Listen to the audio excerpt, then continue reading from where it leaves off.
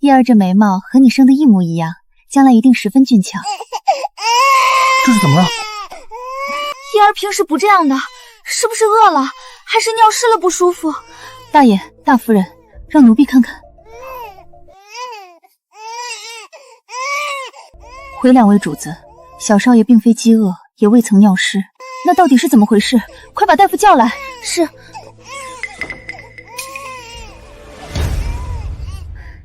唉，谁能想到，这才刚卷成护理院主任就猝死了，再一睁眼，不仅成了个被赶出门的寡妇，还无痛当妈，这叫什么事儿啊？诺诺，咱娘俩身无分文，可怎么过活呀？哎呦，婉宁妹子，有好事儿，有好事儿啊！王姐姐，什么好事儿啊？玉国公府在给他们小公子找奶娘，我瞧着你这刚生产完，不正好能去吗？这要是聘上了，你们母女俩可就不用愁了。这可真是专业对口啊！我干了那么多年护理，经验可丰富着呢。王姐姐，这真是太感谢您了。您不仅肯收留我们母女俩，如今还为我的事情操心，我真不知道该怎么报答你才好。哎呦，瞧你说的，我都不好意思了。妹子，你赶紧去吧，可别错过了这天大的好机会。我马上就去，诺诺就辛苦您帮我看一下了。你就放心去吧，我肯定帮你照顾好了。不愧是玉国公府了，来的人真不少。今日来应征奶娘的都排好队，跟着我。不愧是富贵人家，真是气派。三爷饶命！也不照镜子好好看看自己是什么货色，就敢来爬三爷的床。奴错了，三爷饶命！三爷饶命！行了，认不清身份的下人，拖出去打杀了，埋到乱葬岗去。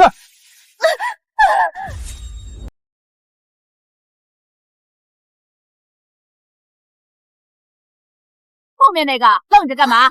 快点跟上！三爷，人已经拖走了，还有什么吩咐吗？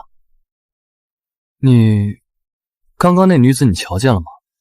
看着面生，不像府上的人。女子，这小人并未在意。不过今日府上在为小少爷招选奶母，是有不少女子来府上应征。我知道了，你退下吧。是。奶母。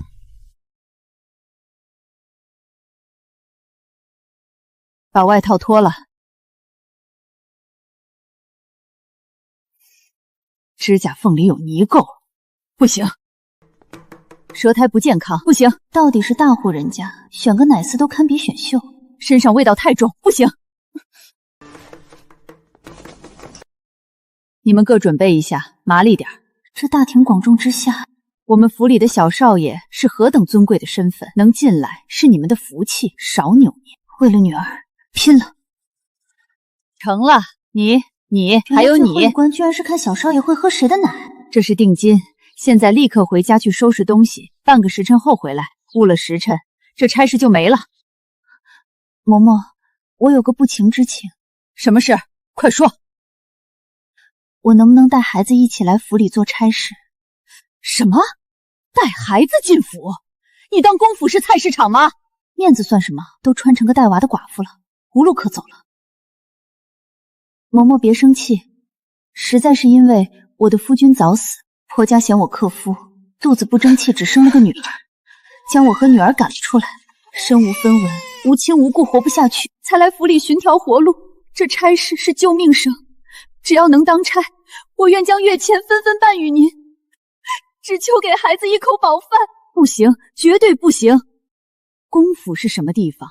规矩大过天，从来没有奶娘带孩子进府的先例，我可担不起这风险。你赶紧走吧。田嬷嬷，奶娘呢？不是说找到了吗？小少爷饿得直哭，大夫人都催好几遍了。快了，快了，他们回家收拾东西，马上就回来。马上是多久？火烧眉毛的事儿啊！姑娘，方才小少爷喝的3碗奶里就有1碗是我的。那还磨蹭什么？跟我走。奶娘呢？怎么还不来？夫人，来了来了，小少爷刚刚喝的3碗奶里就有他的。见过夫人，还将小少爷交给我喂奶。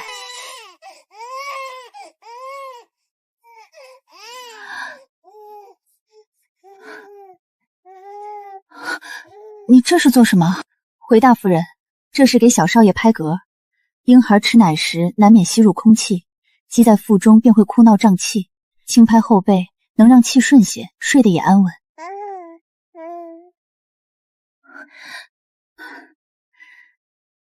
你是个细心讲究的，紫竹给他赏点银子。拿着吧，这是大夫人赏你的，以后好好伺候小少爷。不愧是公府啊，这随手赏赐就够我们母女宽裕的过上大半年了。大夫人厚赏，我感激。只是这赏赐我不敢接，我还不是府里的奶娘。那方才叶儿喝的到底是怎么回事？这他是过了筛的，就是……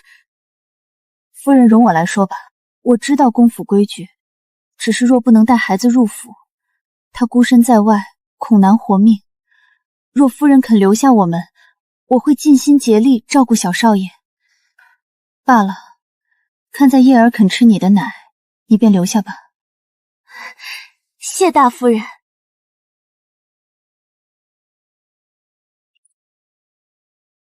你呀，可真是运气好。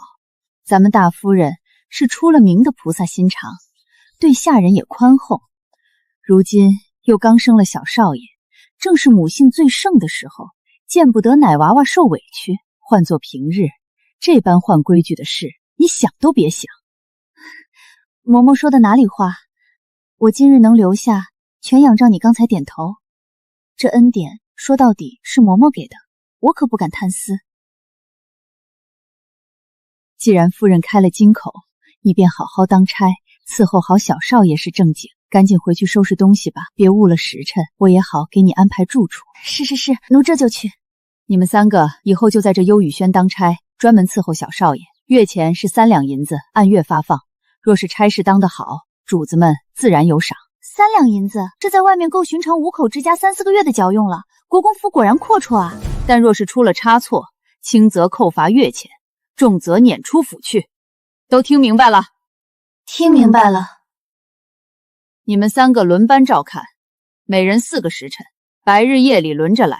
交接时务必说清少爷的吃喝睡况，不许出半点差错。是，谢嬷嬷提点。那屋子是给你们住的，自己进去选床位吧，动作快些安顿。我叫秋花，你们怎么称呼呀？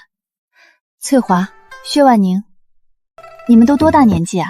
翠华奶娘，轮到你当值，随我来。是，18岁。我比你大，就叫你一声柳妹子了。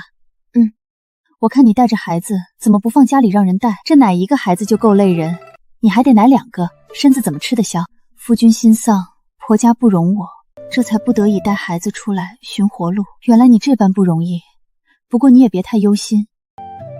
现在有了差事，总能活下去。对了，往后咱们同住一个屋檐下，互相也是照应。多谢秋花姐，日后少不得要麻烦你了。客气什么？咱们都是伺候小主子的，理应互相帮衬。还以为是个关系户，没想到就是个寡妇。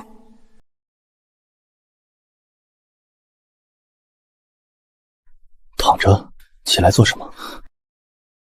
自生产那日，你便再没回来过，我还以为你忘了府中有个幼子。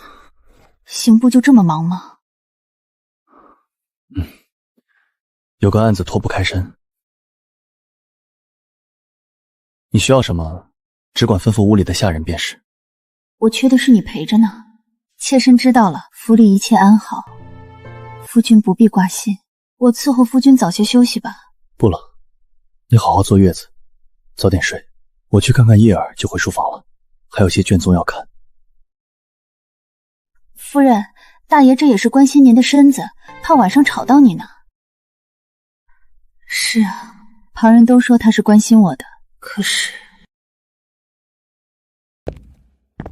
大爷，您怎么这个时辰来了？来看看叶儿。这人怎么回事？古代人比现代还开放吗？不知道非礼勿视吗？别看了我呀！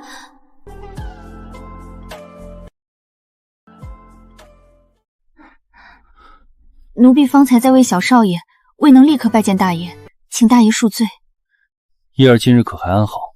小少爷今日精神尚可，喂乳前奴婢检查过，并未发热，睡眠也还算安稳，只是心生儿易醒，奴婢会勤看着。好好照顾叶儿。这位大爷的眼神真是古怪，好像我是他审讯的犯人似的。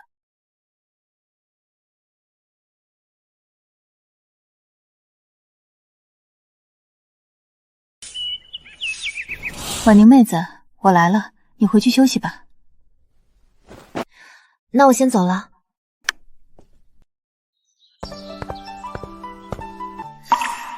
怎么这会长奶了？咬他！红将军，给爷咬他！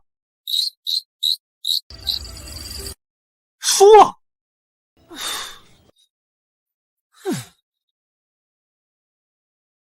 自己拿去分吧。多谢三爷。三爷，三爷，吵什么吵？没看见本少爷输了，正烦着呢吗？三爷，小的刚才瞧见有个丫鬟鬼鬼祟祟躲到那边假山后头，您看会不会又是哪个院里不死心的故意凑上来？是吗？既然是冲着爷来的，岂能让他失望？正好，让爷解解气。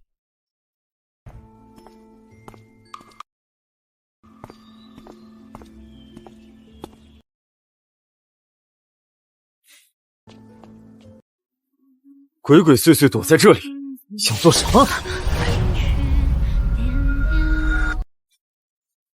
三爷，这是个意外，机会来了。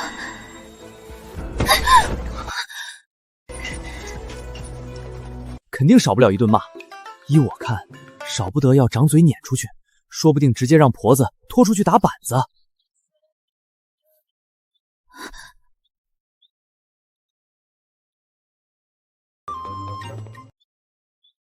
这怎的回事？三爷呢？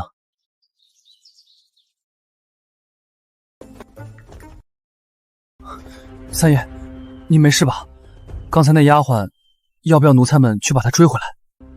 是啊，她竟敢冲撞您，绝不能轻饶。追什么追？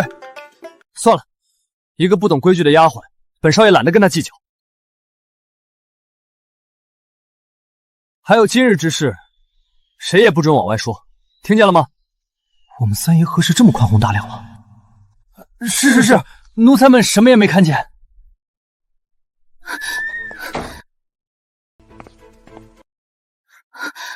你怎么了？满头是汗。没什么，我怕诺诺醒得早跑过来的。诺诺有我看着，你怕什么？好了，赶紧喝口水歇歇吧。好。怕什么？当然是怕那位手段狠厉的三爷了。真希望不要再见到那位了。今日天气不错，趁天还没黑，抱叶儿出去走走吧。是。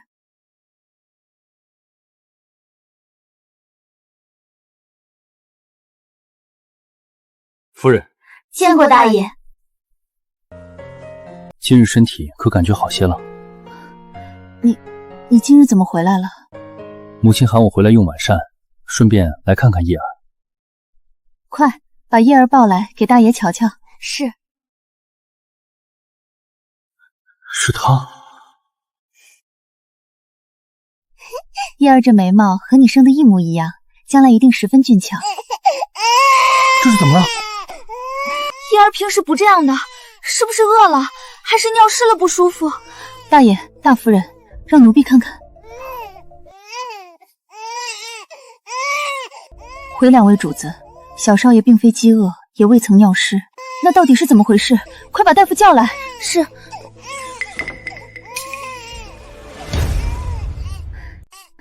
找到了。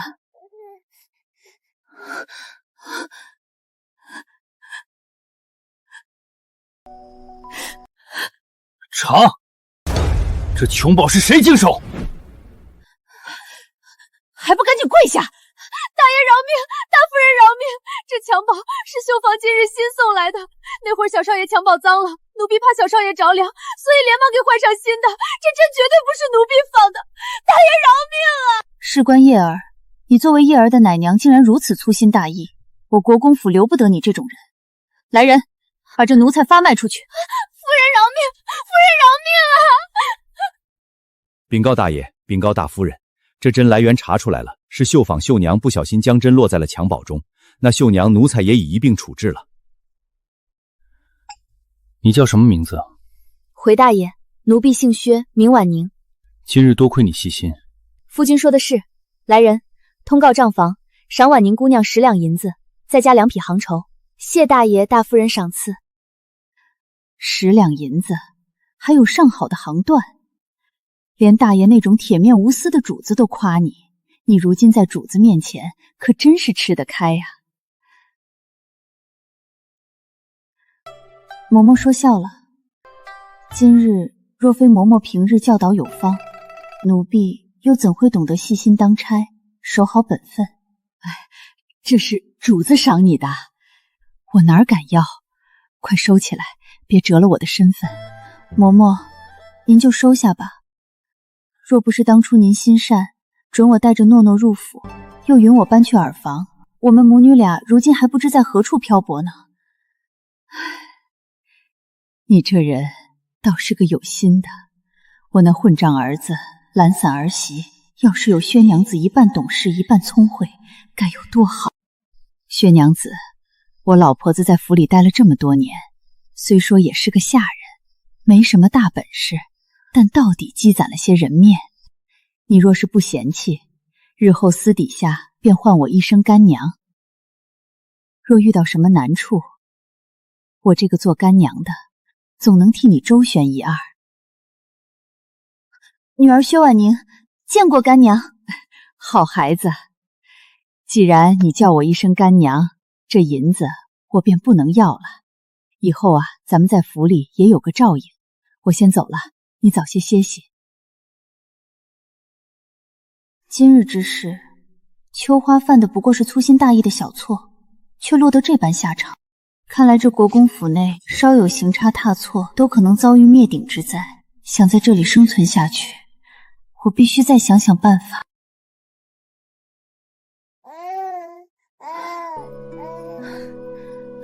你可来了，快把叶儿抱过去。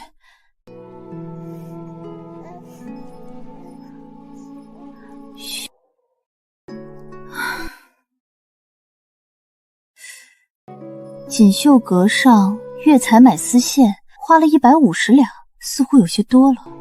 大夫人，奴婢斗胆，上月因江南新丝上市，湖丝价格普遍降了1成，150两的采买价，若是按旧价算，确有些高，但不按新价核算物料与工费，似乎还在合理范围内，或许并无不妥。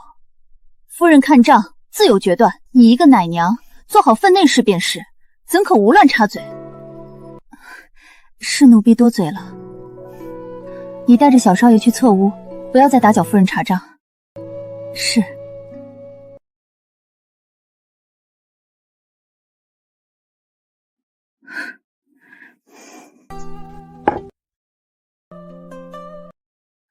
去将薛奶娘叫过来。是。你过来，帮我看看这几笔账。回夫人，这边统共支出是320两，还真是一点不差。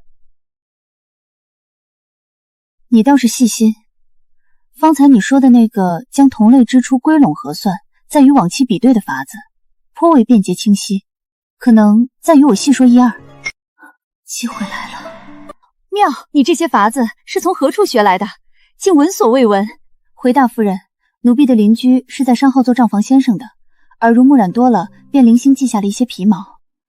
让你只做奶娘，倒有些屈才了。大夫人言重，奴婢不敢当。能得夫人收留，在府中有一席安身之处，乃大小少爷已是天大的福分。只求日后能一直留在府里，有口饭吃。你心思正，又肯用心，放心吧，即便日后叶儿断了奶，府里也不会亏待你。谢夫人。奴婢定当结草衔环，报答夫人大恩。自那日在大夫人面前展示了礼账的才能后，现在除了轮值照顾小少爷，我还要帮着整理和核算这些产业账目。我重新设计了账册的格式，将各项收支分门别类处理了。夫人您看看，不错不错，你倒是比我想的还要有些才华。往后我让账房每月另加1两银子的月钱给你，累是累了点儿，但能在公府留下来，再累也无妨。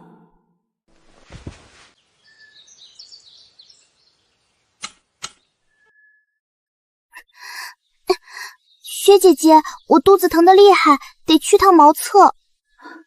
快去快回。我去母亲那儿说说话，你们看好叶儿。是，夫人。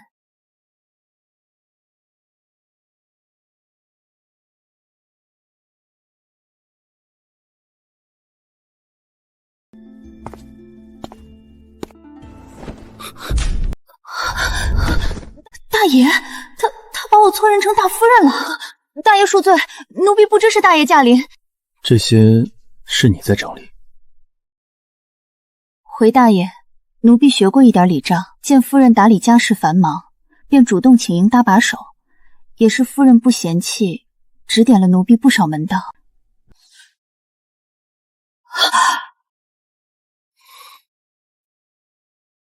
是刚才去茅厕的丫鬟，她定是看见了。若是传扬出去，说我勾引主子，轻则被逐，重则性命难保。大爷您请坐，奴婢去给您倒杯茶来。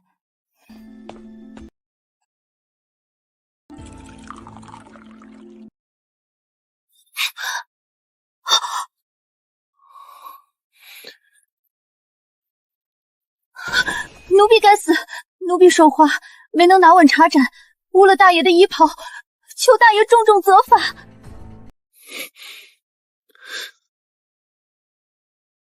夫君今日怎的回来的这么早？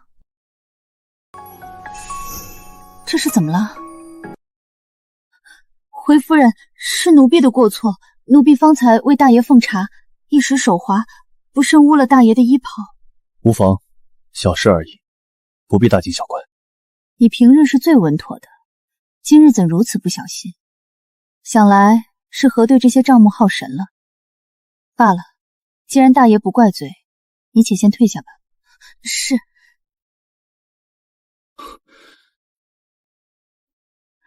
谢夫人，谢大爷宽宏，奴婢这就退下。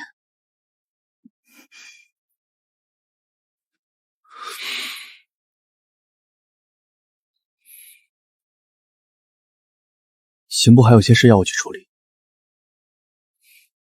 我就先走了。你照顾好自己和叶儿。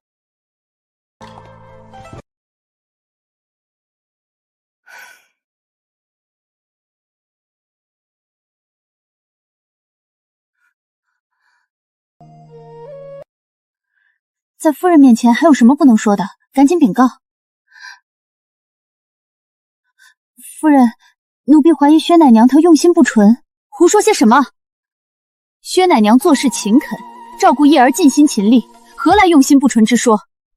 奴婢不敢。你可知攀咬他人是何等罪过？奴婢不敢胡说。大爷回来前，奴婢因肚子不适离开片刻，回来的时候在门外，奴婢亲眼看见大爷抱住了薛奶娘。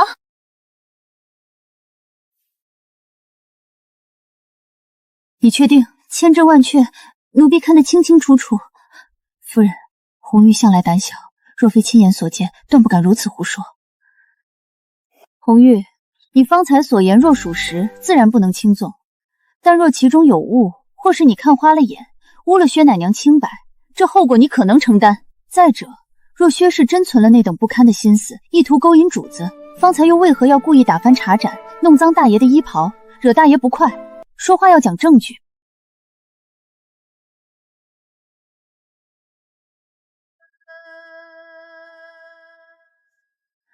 就依你所言去办吧。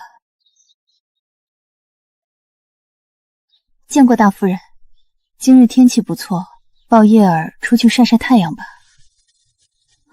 是。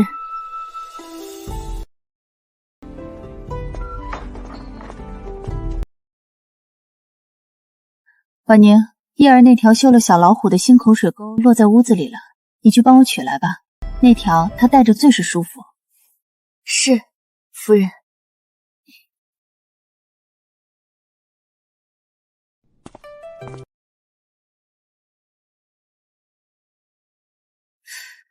这么贵重的东西怎么随意乱放？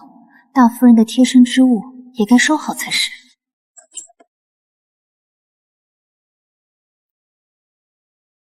大夫人，小少爷的口水巾取来了。行了，日头也大了，回去吧，别晒着叶儿。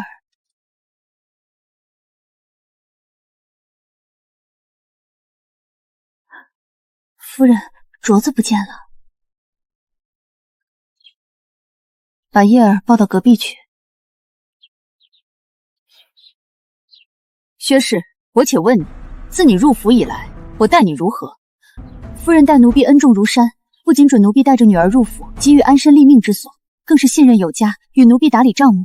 夫人的恩德，奴婢没齿难忘，唯有尽心竭力报答。恩重如山，没齿难忘，好一个尽心竭力！这就是你报答我的方式？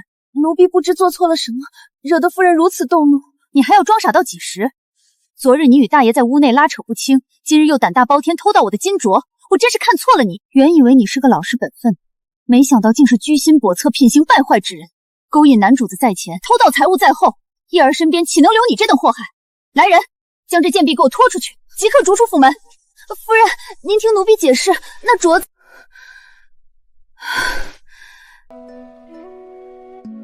把叶儿抱去侧屋吧，我歇一会儿。都出去。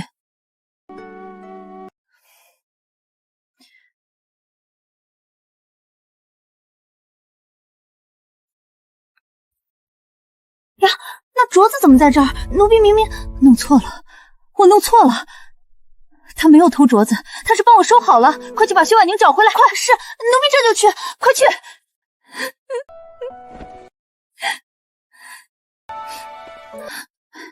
你们先下去吧。也不知道走了什么霉运，被赶出去了。到底怎么回事？好端端的，怎么就要被赶走？你跟我说说。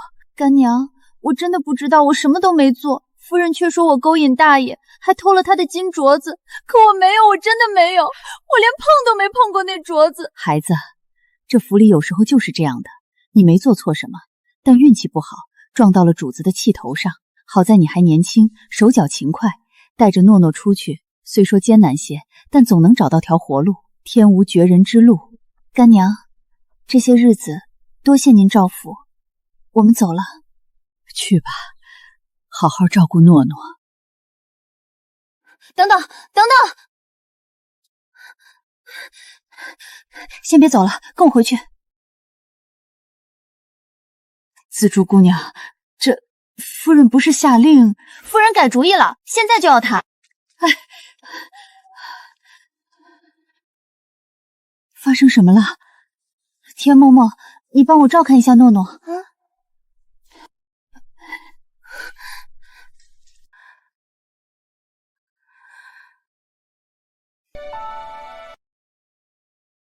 柳氏，你可有什么话要对本夫人说？回夫人，奴婢无话可说，唯有事实禀明。我对您，对小少爷从未有过半分歹心。今世我只是收进了庄匣，勾引主子更是子虚乌有，奴婢问心无愧。薛婉宁，今日之事是我误会了你，委屈你了，抱歉。是我糊涂，听信了片面之词，你能原谅我吗？奴婢不敢当，夫人也是被人蒙蔽，奴婢不怪夫人。此事原是我的不是，听信了片面之词，未曾细查，便让你受了这等委屈。你的为人我看在眼里，你心细稳妥，照顾叶儿尽心，打理账目更是得力，于我而言已是不可或缺的左膀右臂。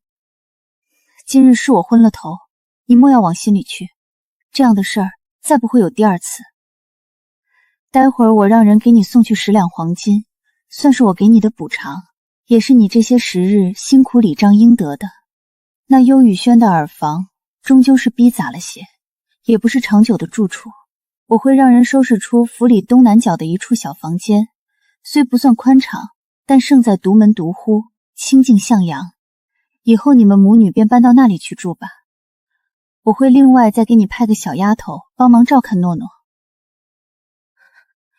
奴婢谢夫人赏赐，感激不尽，愿为大夫人肝脑涂地。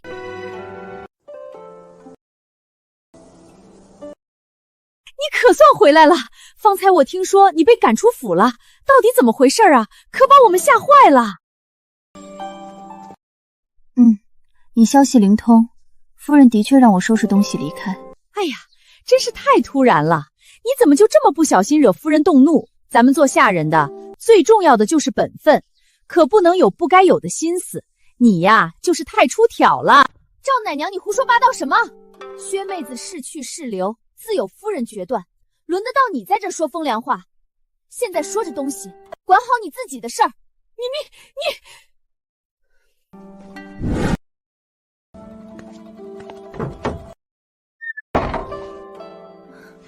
你别听他嚼舌根，没事吧？夫人没为难你吧？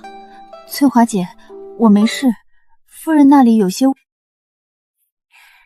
夫人让我把这些给你送过来，这是赏你的10两黄金。夫人又添了一套银头面，让你别嫌少。奴婢谢夫人，这赏赐太贵重了，奴婢……夫人说赏你就是你的。夫人说了，薛奶娘是她信任的人，往后若是有什么不长眼的冲撞了你，你只管找夫人便是，夫人自会为你做主。有些人最好收起那些不该有的心思。柳妹子，你看我这张嘴就是不会说话，刚才都是误会，你可别往心里去。咱们是好姐妹，我那是关心你。谢过紫竹姑娘。没事没事，薛奶娘你快些收拾东西吧，新住处夫人已派人收拾好了。薛奶娘，就是这儿了。夫人吩咐过了，这院子以后就归您住，东西都是新添置的，您看看还缺什么，尽管跟我说。多谢姐姐带路，替我谢谢夫人，这里已经很好了。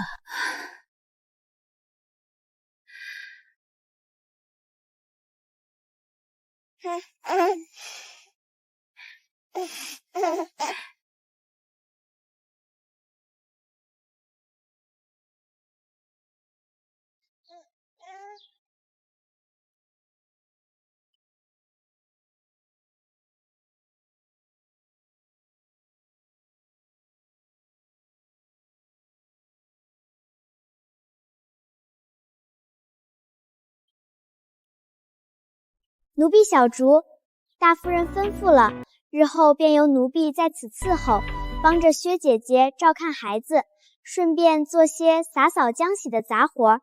姐姐有什么吩咐，尽管说。你叫小竹，多大了？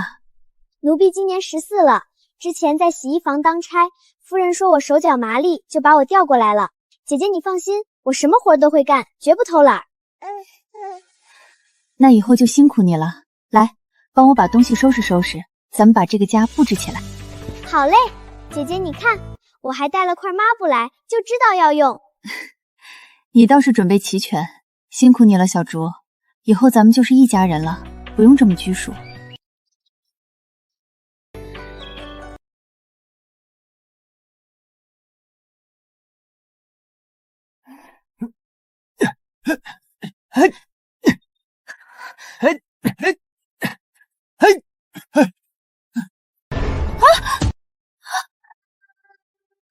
哎，那边的，把蹴鞠给小爷拿过来。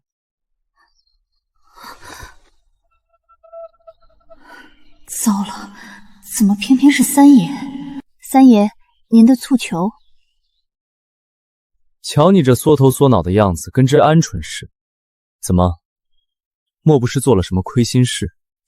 三爷说笑，奴婢不敢。既然不敢，那便抬起头来，让小爷我瞧瞧。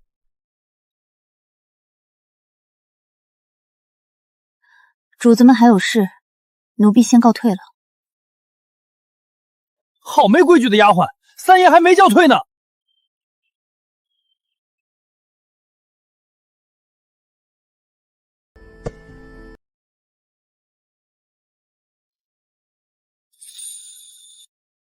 三爷，您可是病了？怎么脸这般红？没病，我替素去热的，都给我滚远点！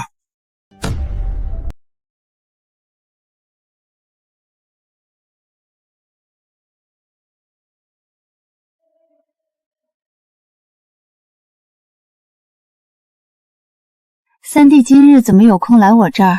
可是有事？路过街市，瞧着这玩意儿有趣，正好拿来给叶儿玩玩，又不是什么值钱的东西。上茶。是。去把小少爷抱来，让他三叔瞧瞧。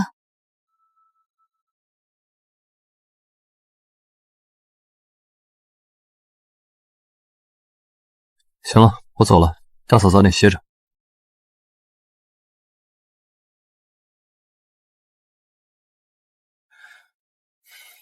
奴婢见过三爷，大夫人这会儿正在休息，三爷可是有要事？哦，没事儿。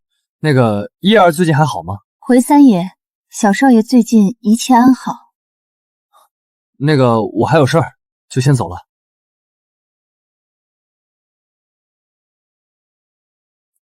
叶儿今日乖不乖？回大夫人，小少爷今日很乖，见您睡着，一声都没哭闹。就是方才三爷来过一趟，看了小少爷2眼之后就走了，行色匆匆的。三弟这2日倒是来得勤，许是少年心性，觉得侄儿新鲜吧。他向来这样，由他去吧。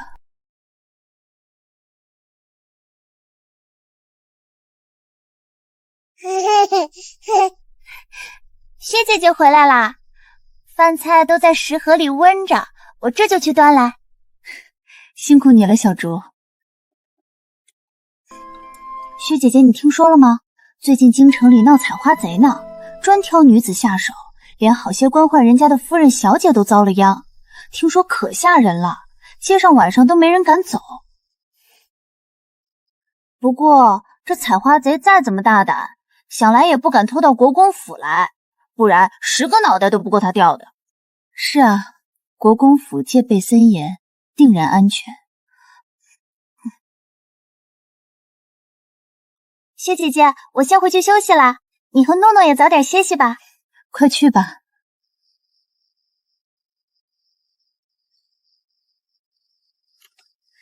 小竹说公府守卫森严，采花贼定然不敢来。但我独自带着孩子住在这么偏僻的角落，心里终究不踏实。万一有个什么闪失，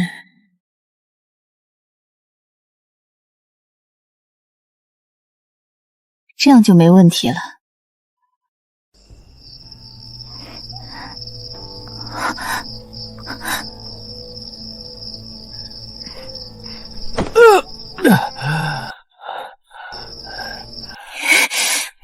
哎呦！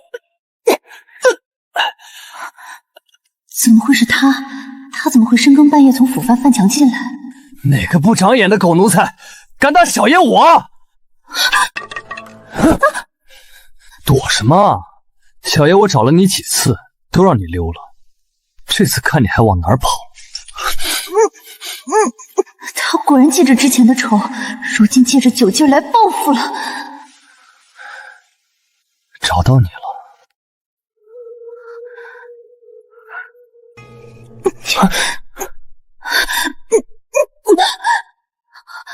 打一棍是打，打2棍也是打，不打白不打，谁让他先冒犯我的？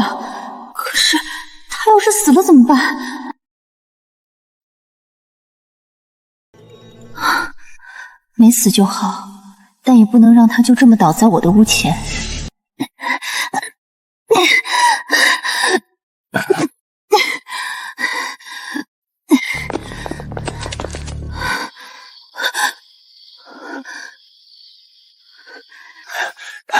三爷，三爷！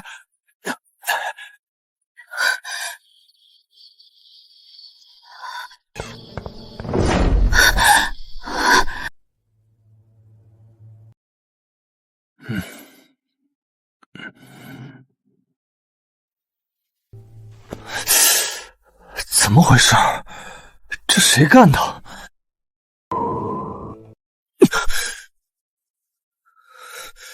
来人！三爷，您醒了，可还有哪里不适？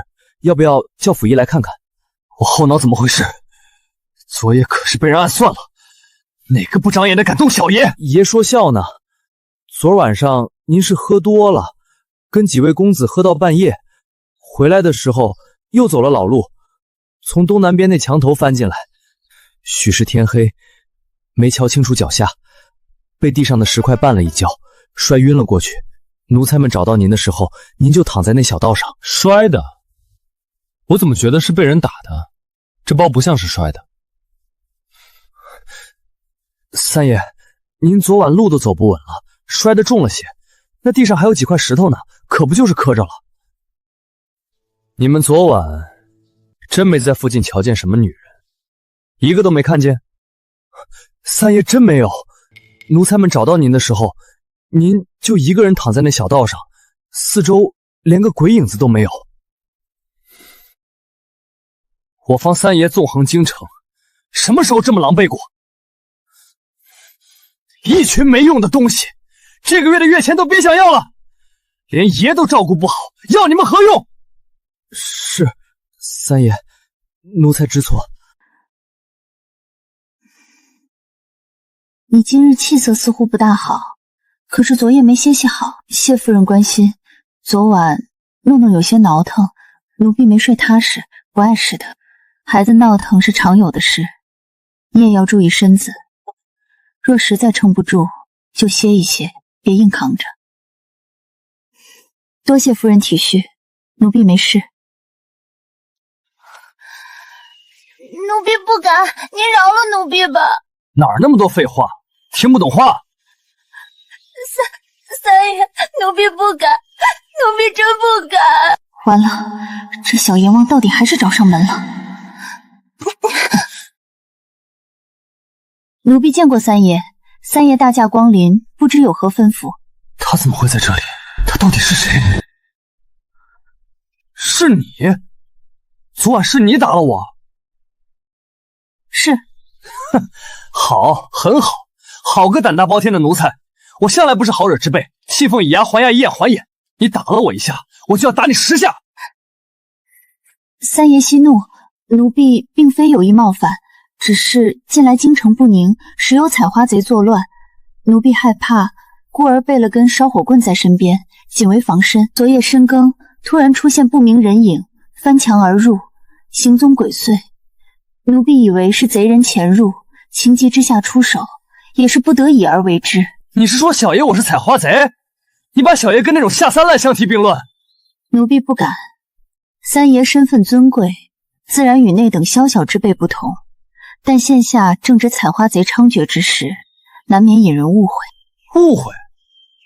照你这么说，你打人还有理了？三爷若是堂堂正正走正门，奴婢又怎会认错人？好一张利嘴！纵然你说破天去，也改变不了你一个卑贱奴婢动手打了主子的事实。以下犯上，你知道是什么下场吗？最坏的下场不过是被责打一顿，赶出府去罢了。人微言轻，挨顿打，丢了差事，虽痛，却也认了。倒是三爷您金尊玉贵，此事闹开，势必传到国公爷和夫人耳中。公府家法森严，若是损了三爷的体面，那才是真正的得不偿失。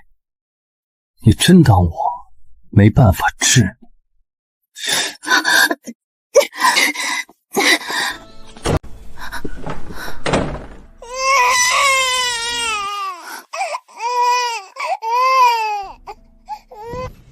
你？你做什么？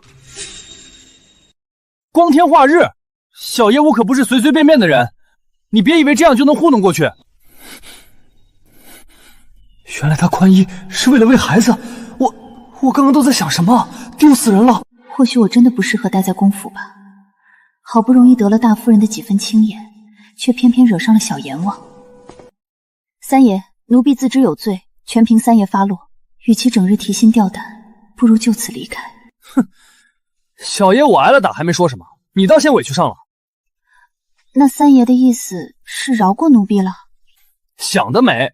先记着，等爷后脑这包消了，再同你算总账。婉宁，你看这件样式如何？衬得叶儿气色好呢。夫人选的自然是极好的。夫人，三爷来了。他怎么又来了？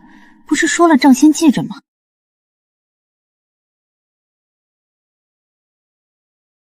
大嫂今日气色真好，可是有什么喜事？三弟来了，坐吧。今日怎么有空过来？昨儿不是说要跟朋友去骑马吗？小主子尿了，奴婢带他去换尿布，快去吧，别让他着凉了。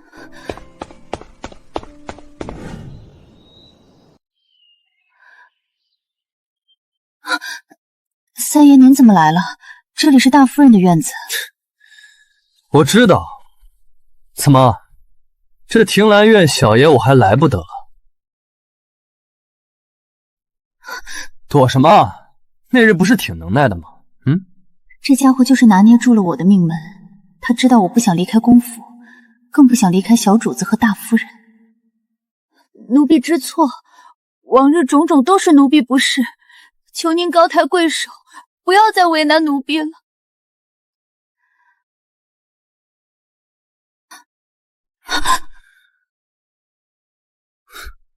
躲什么？上次在假说后面，你也是因为这个。是，能不能让奴婢去处理一下？不处理会怎么样？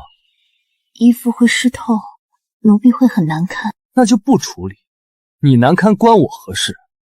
我总得算算你敲我闷棍的账。三爷，您说的可是当真？叶儿还没换好尿布吗？你怎么还在？不是说要回去了吗？正要走，顺道再看看侄儿。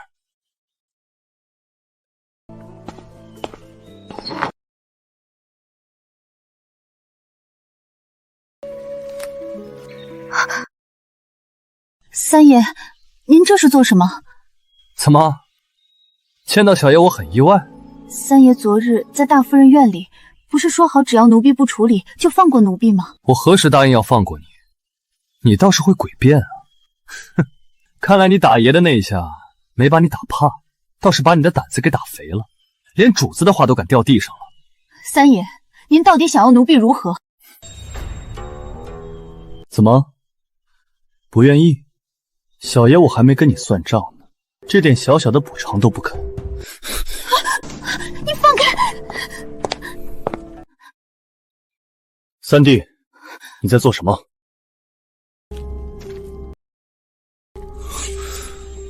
光天化日拉拽妇人，举止轻浮。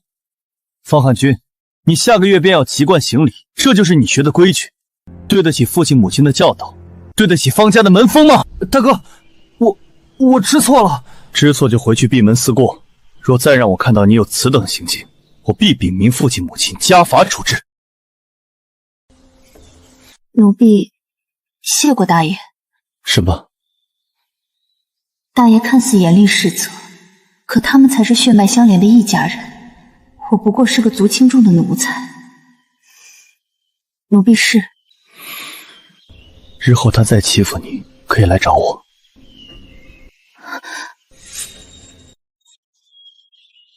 回去吧。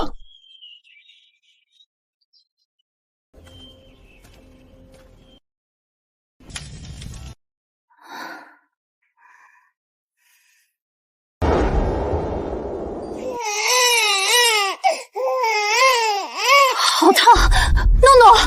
诺诺，你醒醒！好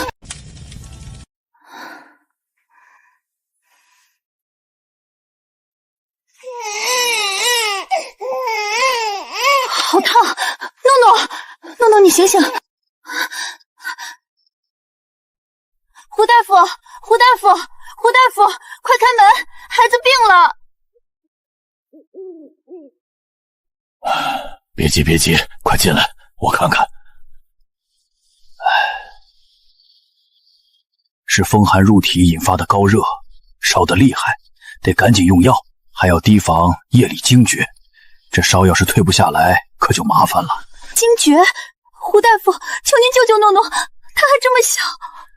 方子老夫开了，只是服御药材都是精挑细选供给主子们使用的，规矩森严，断没有给下人使用的道理。这药得去外面抓。我去府外抓药。大哥，我要出府抓药，孩子病了，求您通融通融。不是我不通融，深更半夜的，府里有规矩，下人不得随意出出。你还是等天亮再说吧，这是规矩，我也没办法。大哥，孩子烧得厉害，等不到天亮了，求求您了。我说不行就是不行，别为难我了。怎么回事？大爷，回大爷，这奶娘要半夜出府，小的按规矩，孩子病了。大爷，求您开恩，让奴婢出去吧。诺诺他情况紧急，怕是等不到天明，求求您了。放心。谢大爷，谢大爷。站住！现在已是宵禁时辰，药铺早关了门。你孤身出去，非但抓不到药，还可能被巡夜的金无畏盘问，稍有不慎便有性命之忧。莫要鲁莽，我陪你去。还愣着做什么？不是急着抓药？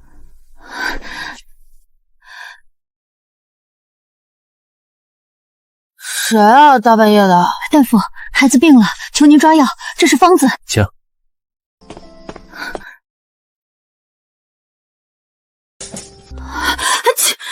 马车上备用的，你先披着，别冻坏了。多谢大爷，多谢大爷。药好了。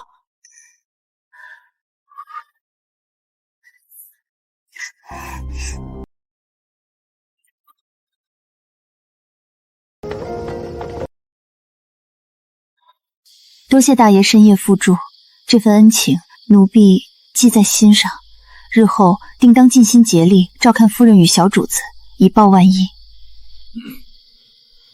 夜深了，快回去吧。你今日精神不济，可是夜里没睡好，脸色这么差，是不是诺诺又闹了？劳大夫人挂心，诺诺昨晚忽然发烧，奴婢带她出府求医，折腾半宿，好在如今烧已退了。孩子生病这般大事，怎不派人告知我？深更半夜的，你一个人抱着孩子出去，多危险！更深夜重，奴婢不敢打扰夫人。夫人已经够操劳的了，奴婢不敢再添麻烦。昨夜奴婢出府时遇上大爷，多亏他相助，大爷还亲自陪奴婢去药铺抓药，一直等到孩子服了药才回来。大爷仁厚体恤下人，夫人您平日也是宽和慈悲的主子，待奴婢们恩重，奴婢能在听兰院当差，得您和大爷照拂，是奴婢的福气。奴婢真不知道该怎么报答才好。大爷在刑部任职的缘故，成日里与暗夺律法打交道，难免养出一副严肃面孔。可日子久了便知道，他那人是面冷心热，内里最是重情念旧，处事也极有担当，只是不善言谈。你以后就知道了。夫人慧眼，最能识人。大爷有您这样的贤内助，是大爷的福气。怎的不见四娘子？前次来信还听说她身子有些欠安，如今可大好了。我这还给她带了江南的补品呢。这孩子打小身子就弱，前几日受了点寒，虽已无大碍，但近来天寒地冻的，风一吹就容易反复，便让他在暖阁歇着，今儿就不来了。等他好些了再去看嫂子。江南今年私价大涨，我家那脂肪生意红火得很，害得我一直没空抽身来京城看看弟媳。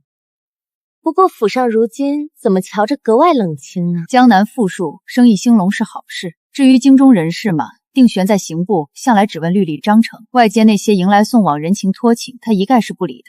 而泽君在吏部更要避嫌，咱们这样的人家什么都有了，安稳守成最是要紧。大嫂，你说是吗？自然是的，弟媳说的是。哟，这定是叶哥吧？快抱过来让我瞧瞧。早就听说弟媳得了金孙，今日可算见着了，让我好好看看这孩子。瞧瞧这小模样，这眉眼俊得很呢，跟定玄小时候一模一样。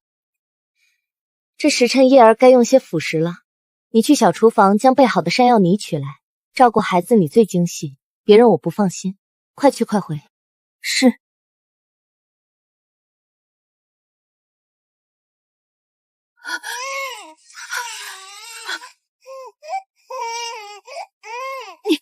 你做了什么？叶儿要是有什么闪失，我跟你没完！婉宁，你快救救叶儿啊！那还请大夫人相信奴婢，只要你能救叶儿，什么都好。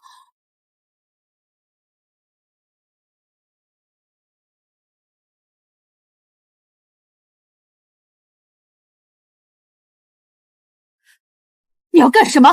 母亲，再等等，婉宁她不会害叶儿的。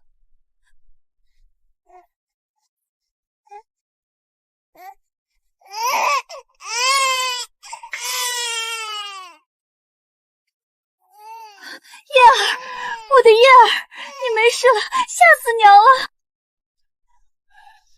叶儿，幸亏处置的及时得当，异物卡喉最是凶险，因而气道窄细，片刻延误便是性命之忧。还好有人提前将异物催吐出来，救了小少爷一命啊！回各位主子，像莲子、瓜子、花生等坚果之物是万万不能入口的，一旦不慎吸入气管，若解救不及，顷刻间便能要了性命。今日是我孙儿福大命大，遇上个胆大心细的奴才，捡回一条命。若是真有个好歹，大嫂你也不想知道后果吧？弟，你此言可是不相信我？我好歹也是裴家妇，是官家诰命，怎么会去害一个后辈？你怎么不会？今日若因一桩意外，你无凭无据就在厅堂之上怀疑我，传扬出去，于裴氏一族的名声，于定玄则于侄儿的官声，也未必是好事。弟媳，你可得想清楚，梁氏和裴夫人的对抗，说到底都是宗族势力之间的较量。我不过是个仰人鼻息的奶娘，哪有我智慧的余地？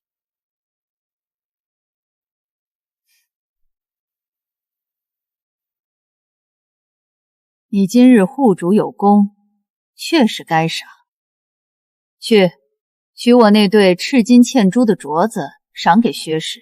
另外，本月的月钱加倍。谢夫人赏赐。海姆立克急救法看似粗鲁，实则有效。这些赏赐都是我拿命换的，应得的，应得的。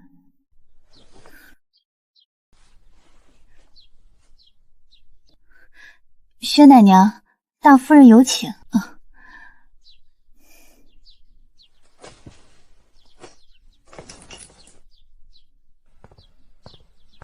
今日之事你也看见了，梁氏那边是冲着我来的，只是可怜了叶儿，差点儿。奴婢愚钝，只知护着小主子平安，旁的事不敢妄加揣测。你是个聪明的，今日若非带着你，后果不堪设想。有些事让你知晓些底细，日后在府中行走，心里也好有个计较。咱们玉国公府看着花团锦簇，一门显赫，可内里也有些陈年的纠葛，不是三言两语能说清的。如今的国公爷并非老国公原配所出，老国公的第一任夫人出身清贵，温婉贤淑，但福薄，诞下长子后不久便病故了。那位长子便是今日来的梁氏的乌军方成汉。论起来，方成汉是参政的嫡长，后来老国公续贤娶了如今的老夫人，这才生下了如今的国公爷。玉国公的爵位，按照长幼之序，本该是方成汉的，可他当时在官场上出了些不大不小的纰漏，被御史参了一本，如此一来，爵位便顺理成章落在了如今的国公爷头上。分家之后，原配那一支变成了旁支。方成汉那一房心底对此事终究是意难平，因此面上虽还维系着亲族礼数，但心底还是芥蒂难消。这些年明里暗里没少较劲。原来如此，个中利害竟然这样复杂。所以呢，今日之事，梁氏或许真有疏忽，也或许有些别的难以言说的心思。他如今要在府内住下，往后更要加倍小心，防人之心不可无。奴婢谨记，必定照料好小主子和大夫人。请夫人放心，奴婢定当尽心竭力，绝不让今日之事重演。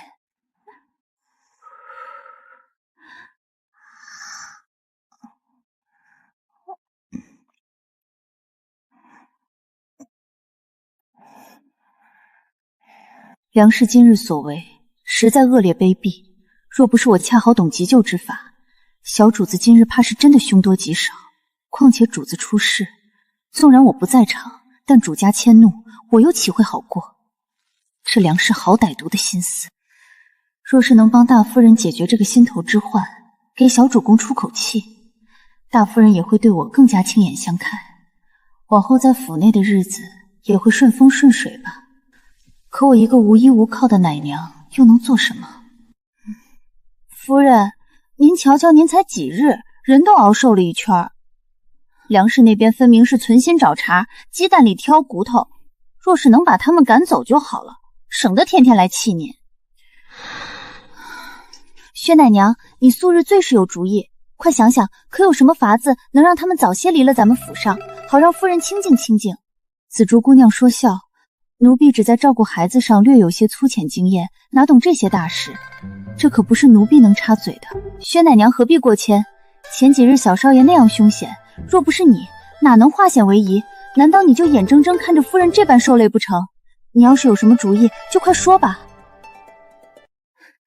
奴婢的确不懂待客之事，不过什么？你快说呀，急死我了！都什么时候了，还吞吞吐吐的。奴婢见识浅薄，于待客之道、家族体面的大关节上确无良策，也没办法真如紫竹姑娘所言去请走他们。奴婢只是想着，夫人如今生产不久，连日劳神，怕是于康健有碍。若是病上一场，或许能让眼前烦恼稍减一二。哎呀，装病，这主意倒是不错。这如何使得？年关将近，府中事务都得我去主持，祭祖、年宴各处打点，哪一样能离得了人？我若是躲了，岂不是更落人口实？夫人，正因年关夫人才更需保重自身，莫要因旁人的刁难而伤了身。何况女子分娩本就是大伤元气，大夫亦曾叮嘱需调养数年方得稳固。夫人如今体弱乃是实情，即便因劳累过度而病倒，任谁也说不出半个骄字。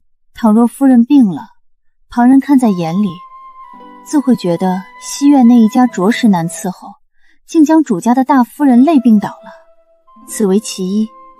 其二，他们一来，府中先是小主子出了那样大的险事，如今若夫人您再病倒，外人眼里难免会觉得他们自带晦气，专冲撞府中贵人。行吧，姑且试试。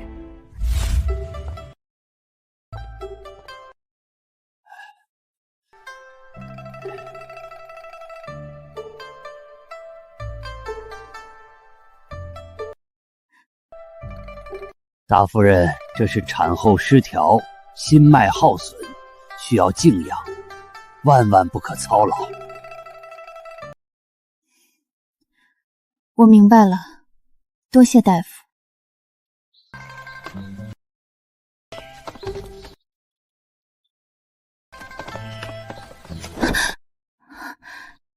梁夫人，我家大夫人病了，今日不见客，您请回吧。好一个玉国公府的长媳，装病躲客，半点不把远道而来的族亲放在眼里。夫人息怒，轮得着你一个下人多嘴，滚出去！老爷，快坐。老爷，你可知道，那梁氏来了之后，先是害了孙儿，又累病了儿媳，分明是来讨债的。难不成还要留着他们，搅得府里不得安宁？到底是兄弟一场，他的家眷远道而来，我急着赶人传出去，像什么话？老爷，到了这时候你还顾念兄弟情分？他们何曾顾念过你的亲孙嫡媳？非要等出了大事才肯决断吗？难道要我直接开口，让他们立刻回江南？这成何体统？老爷若是觉得直接开口不妥，我倒有个主意。婆母不是在城外庄子静养吗？原是说过了腊月20再接回府中过年，不若今年将婆母提前接回来。夫人性子最是喜静，眼里揉不得沙子。梁氏那等做派，在老夫人面前定然讨不了好。可今年天冷得早，北边听说已闹了几场不小的雪灾，早些接母亲回来也好。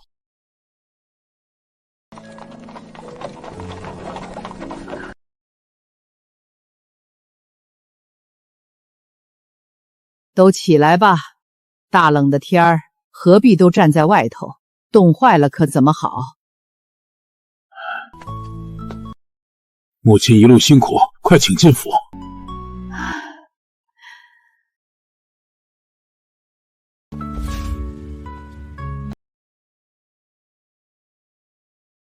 我的曾孙呐，快抱来让我看看。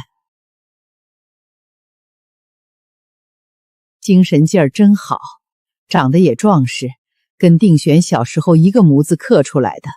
这孩子有福相。这是老太爷留给我的，今日给了你，保佑你平平安安长大。定玄，刑部最近可忙？你那个案子办得如何了？回祖母，一切顺利，孙儿自当尽心竭力。泽玉呢？吏部年考可还顺利？老祖母挂心，一切都好。儿媳梁氏给母亲请安，因昨晚儿孙闹腾，便起得迟，来到晚了些，还请母亲恕罪。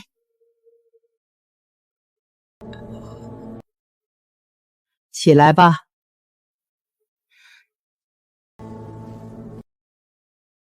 谢母亲。嫂子既然来了，就坐下吧，可别把自己冻着累着，回头又该说我们招待不周了。程汉媳妇儿，你们久居江南也有些年头了。程汉如今在任上可还顺累？家中子弟读书进益如何？老母亲惦记，程汉在任上一切都好。我儿去做考评也得了甲等，忙着应付明年的春文，才没上京呢。家中几个小子虽不及京城族兄们出息，却也还算用功。江南文风盛，请的先生也是当地有名望的。孩子们的诗文，连知府大人都曾夸赞过呢。江南是好地方，富庶安宁，只是我听说去岁漕运上似乎有些不太平，还有几处私事也闹过些小风波。是，有一些，不过都是小事，已经平息了。平息了就好。江南虽富，人心却也易复浮动，商事繁杂，利益牵扯尤多。程汉在那地方为官，更要谨慎，切莫被福财虚名迷了眼。母亲说的是，儿媳定当谨记，回去转告夫君。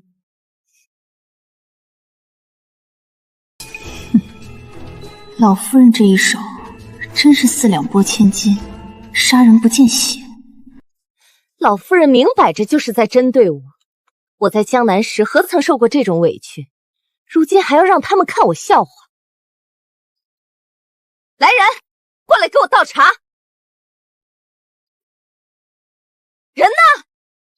夫人，老夫人那边说要人伺候，就把院里的大家都调过去了，我也要过去了。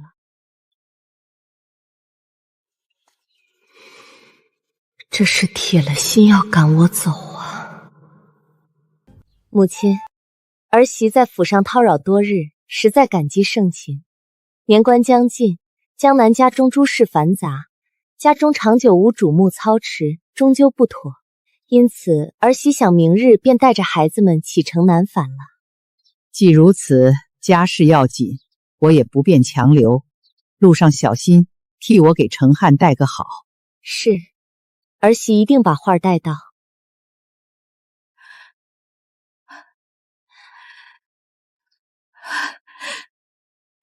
夫人，夫人，梁氏走了，听说一早上着急忙慌的就回江南了。行了，知道了，果然还是得看祖母出手。婉宁，这段时日你也跟着操心不少，我瞧着你身上这衣裳还是入秋时做的，颜色也旧了。去把我那匹新得的藕红色织锦缎子，还有那盒子里收着的2对赤金丁香耳坠一并取来，赏给婉宁。再让绣坊的人来，给她和诺诺都量量尺寸，赶在年前做2身新衣裳。夫人厚赏，奴婢不敢当。你应得的，快起来吧。谢夫人。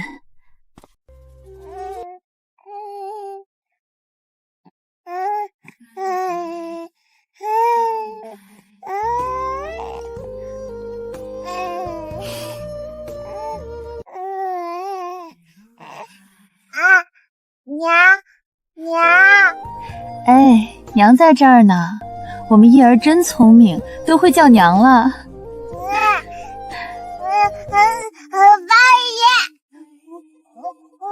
诺诺比小主子还大些，可除去饿了尿了，极少发出清晰的声音。按常理，孩子这个岁数都应当会说些话了。难道说诺诺开窍的要比正常孩子晚些？没关系，诺诺是我的孩子，是我在这个世界唯一的牵挂。开窍早晚又有什么区别呢？娘亲，诺诺，你刚才叫娘亲了。娘亲，诺诺，我的诺诺，你会叫娘亲了。大夫人，诺诺她刚才终于叫奴婢娘亲，奴婢太高兴才失了态。我懂，叶儿第一次开口叫我的时候，我不也是欢喜的给大家都发了红包散散喜气吗？况且诺诺这么可爱，我看了也欢喜呢。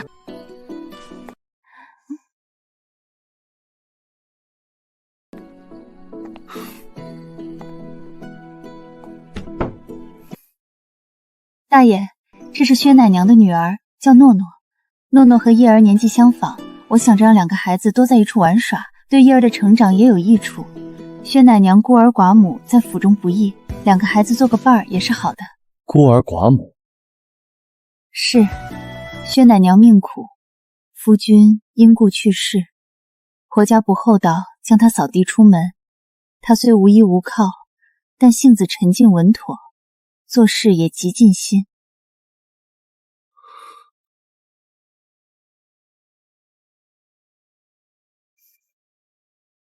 既然都是府里的人，自该好生对待。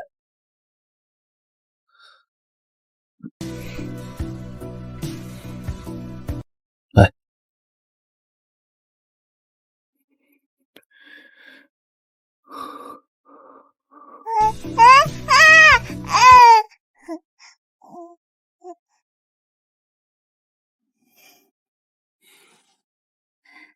婉宁，过几日就是除夕祭祖，叶儿有你照顾我才放心。这次你就与我们同去吧。是。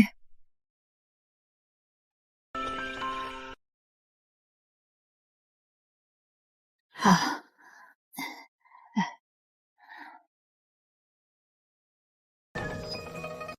实在对不住，车轴的榫头好像有些松脱了，不敢再走，怕有危险。算了算了，大家都下来走走，要是追不上主子们的车队，遭殃受罚的还是自己。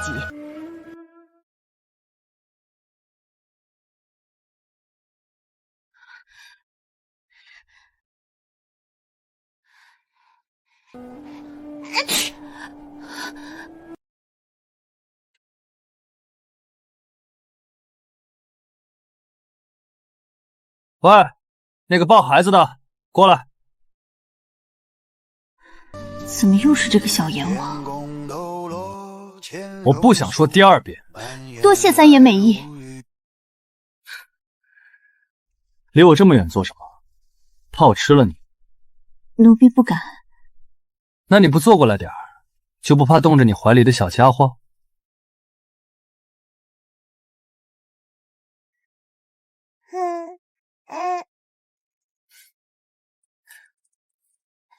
嘿，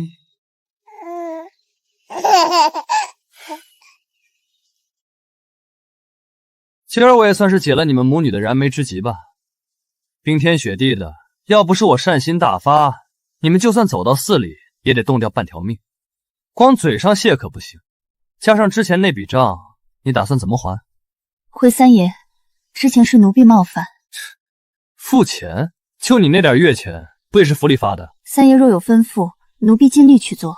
至于今日的马车之恩，奴婢可以付钱，不白做。拿我府中的钱付我的车力。月钱是府里所发，但也是奴婢凭自己双手做事是挣来的，干干净净。之前的账，你说我让你做什么都可以，那花园里我提的条件，你为何不愿？那个，坚决不行。那这样，把你女儿送来给我玩几日，这总行了吧？瞧着怪有趣的。不行。这也不行，那也不行，你到底想怎样？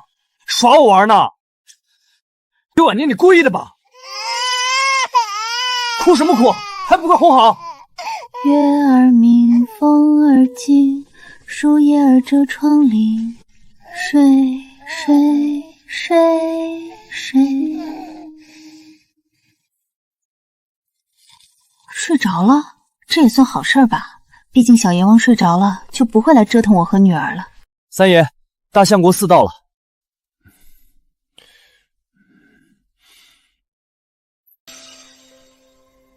他们人呢？回三爷，薛奶娘说不敢打扰三爷安睡，已经先行下车往寺里去了。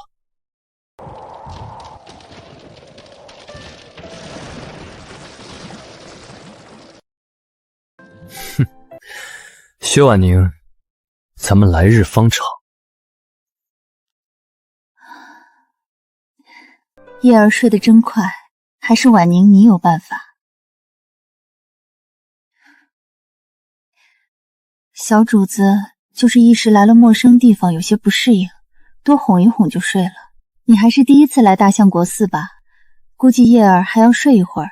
你安顿好诺诺后，四处转转吧，1个时辰之内回来就好。谢大夫人。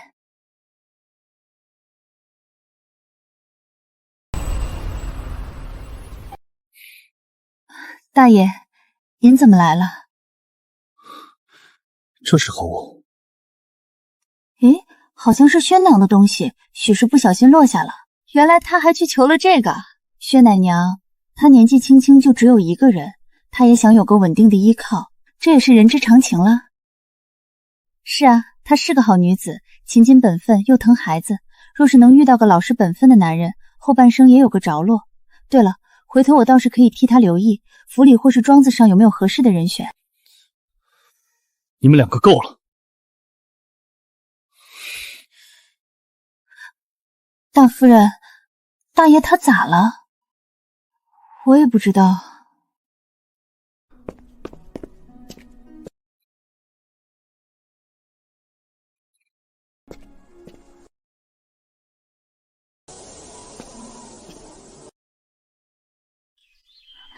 大爷，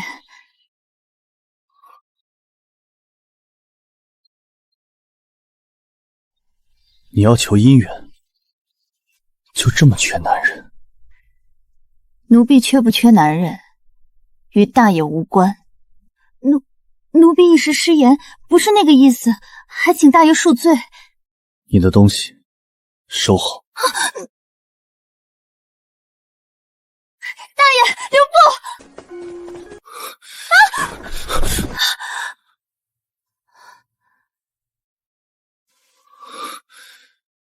你要做什么？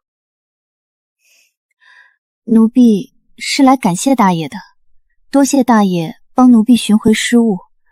方才奴婢言语撞，听撞了大爷，是奴婢的不是。这姻缘符对小竹十分重要，她明年就要及笄，若是弄丢，奴婢实在颜面对她。你帮小竹求的姻缘符？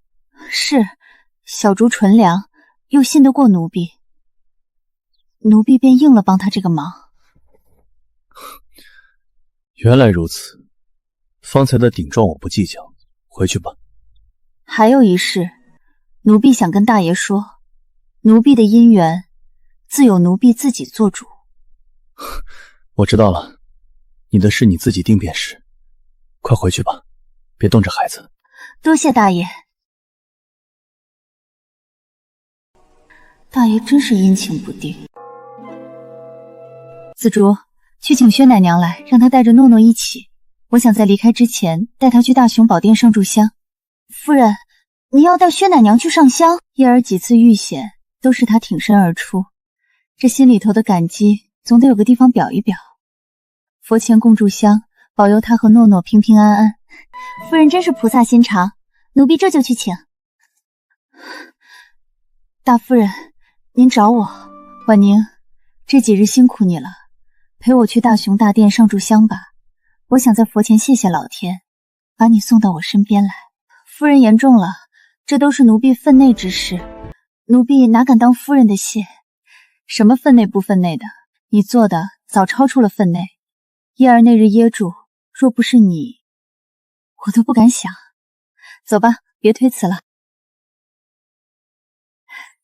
诺诺这丫头越长越水灵了，像你，奴婢只盼她平平安安长大，不奢求别的。放心，有我在，不会让你们母女受委屈的。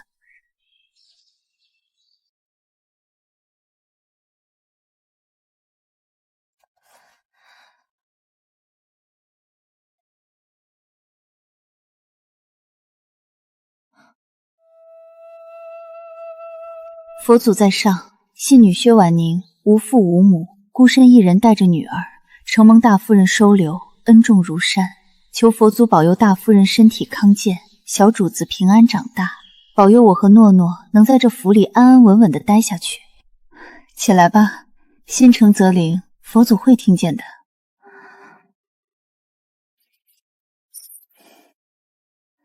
夫人，您对奴婢太好了。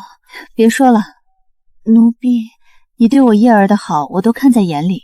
咱们主仆一场是缘分。走吧，香也上了，愿也许了。3日的祈福斋戒圆满结束了。这几日虽然辛苦，但心里踏实。有佛祖保佑，来年定是个好年景。走吧，回去收拾东西，该回府了。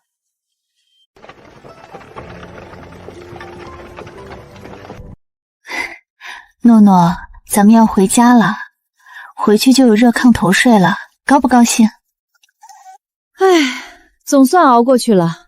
这几日在寺里，虽说菩萨保佑平安无事，可我还是觉得咱们府里舒坦，可不是吗？有些人有主子护着，倒是住得舒坦，咱们这些人就只能挤大通配。赵奶娘，你这话是什么意思？你要是眼红，也去给小主公做几件口水巾儿，理基本账啊！我就是随口一说，你急什么？我又没说他什么，都少说2句。再吵吵就自己下去走。是，这雪可真大，比咱们上山那天还厚，路上都结冰了。好在今天放晴了，要是再下一场，咱们可真就走不了。别乌鸦嘴了，好好说什么走不了。哎呦，怎么了？这是我的脑袋，磕死我了！是吗？乖，不哭不哭，娘在呢。什么事啊？怎么回事？车夫呢？前面出什么事了？嬷嬷，不好了！前面的山道被雪埋了，走不了了，整条路都没了。什么？被雪埋了？好端端的怎么会被埋？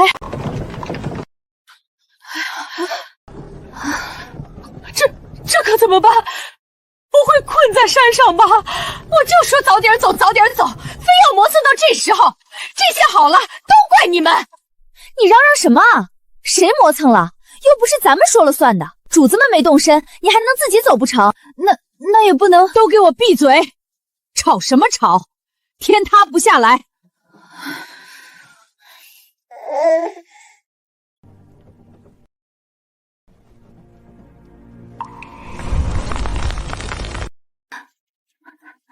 这么大的雪棒，怕是一时半会儿清理不出来了。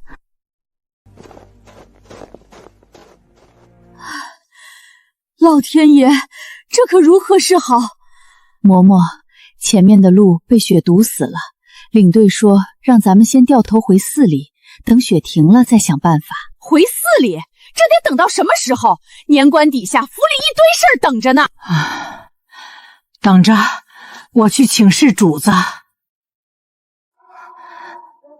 掉头，都回寺里去！这。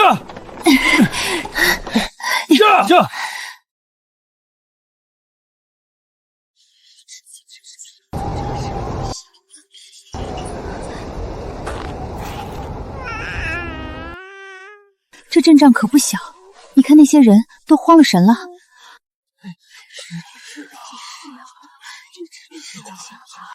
这么大的雪，山路一封，谁也不知道要困多久，能不慌吗？都是拖家带口的。我刚才问了，说是这场雪怕是一时半会儿停不下，方丈那边已经在清点存粮了，说是要省着点用。存粮？不会不够吃吧？够不够的，谁知道呢？唉，先回去把东西放下，我去找管事的商量商量。你们也都警醒着点儿，别惹事儿。是，都听嬷嬷的。干娘，我陪您去吧，多个人也好商量，跑腿什么的我也能干。不用，你带着孩子先回去，外头冷，别把孩子冻着了。寺里现在乱糟糟的，别让孩子受了惊吓。有什么事我回来告诉你，你照顾好诺诺就是最大的事。那干娘您小心些，有事就叫人传话。好，放心吧。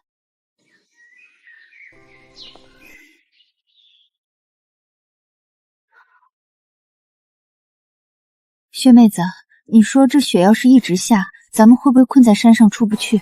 我听说往年有人被困在山里，冻死、饿死的都有。不会的，国公府的人会想办法的。咱们的主子们还在山上呢，他们比咱们更着急。老夫人、夫人、少爷们都在，府里肯定会派人来救的。也是，可我这心里总觉得不踏实，跳得厉害。你看那些香客，一个个都慌了神了，还有哭的。越是这种时候，越不能慌。咱们做好自己的事儿就行，照顾好小主子，天塌不下来。大夫人那边肯定也有安排。你这心性，我是真服了。换了我，早就吓得六神无主了。你年纪比我小，倒是比我还稳得住。我也是硬撑的。诺诺还小，我不能让他看到我慌。他娘要是慌了，他怎么办？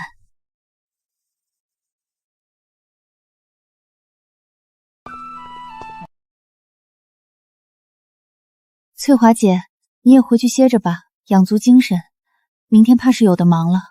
行，你也早点歇着，有什么事叫我，别一个人扛着。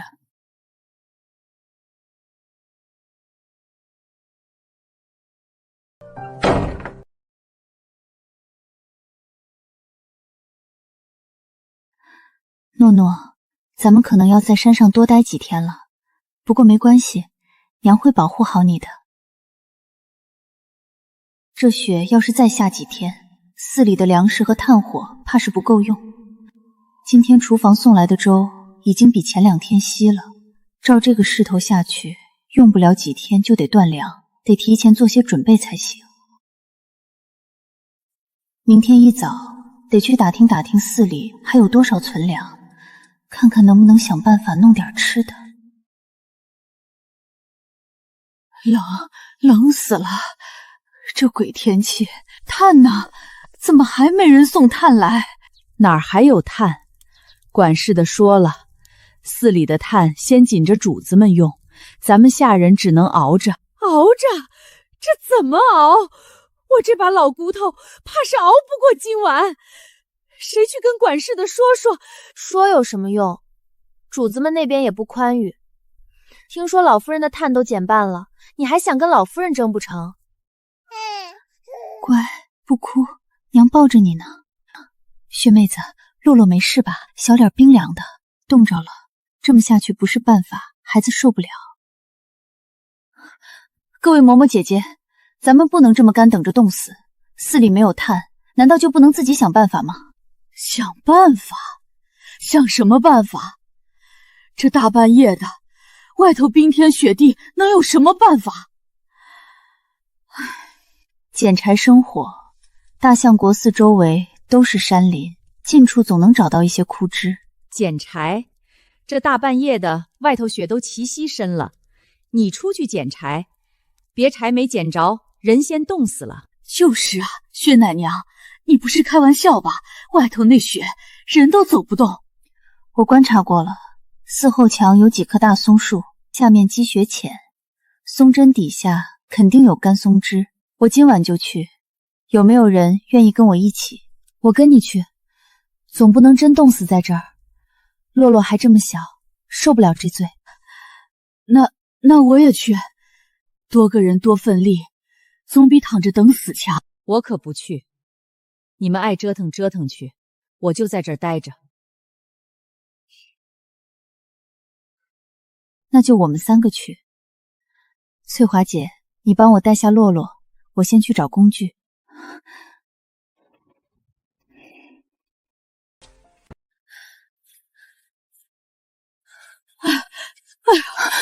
六，薛奶娘，你确定这边有柴？这路也太难走了。快了，就在前面。你看那几棵松树，树冠多大，下面肯定有干枝。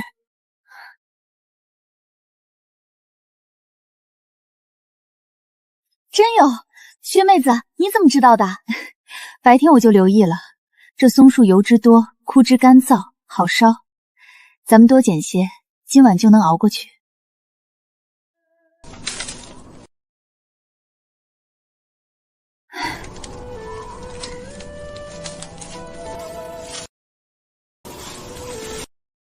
来，把绳子给我。好了，这样就结实了。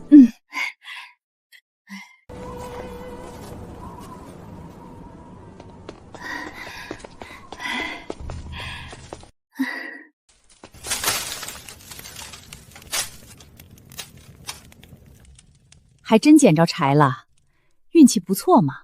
你倒是会享福，躺着等现成的。我又没求你们去。别吵了，翠华姐，帮我把最细的松枝掰碎，堆在炭盆中间。着了着了，有火了！都过来烤烤火吧，今晚先熬过去，明天咱们再多捡些存着。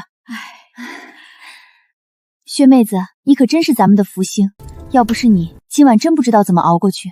我也是为了洛洛，她还小，经不起冻。薛奶娘，明天咱们还去捡柴不？多存些，省得再挨冻。去，明天天一亮就去，多叫几个人，多捡些。这雪还不知道要下到什么时候，有备无患。行，明天我跟你们一起去。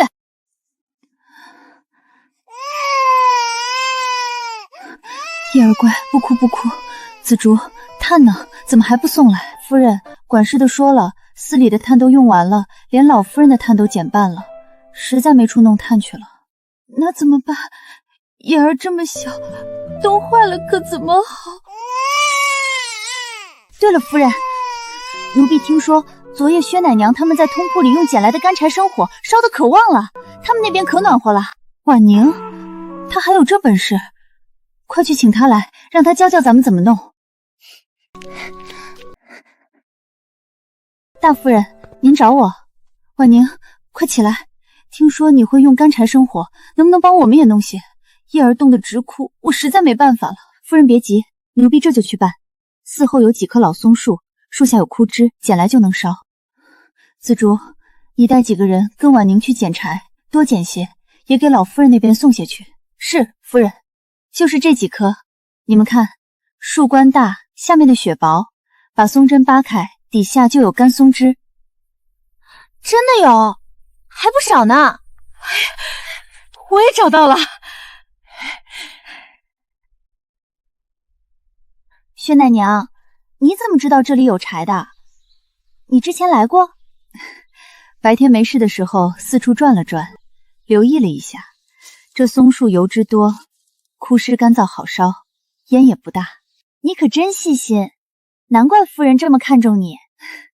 紫竹姐姐过奖了，多捡些回去存着，这雪还不知道要下多久。这么快就着了，比炭还好烧。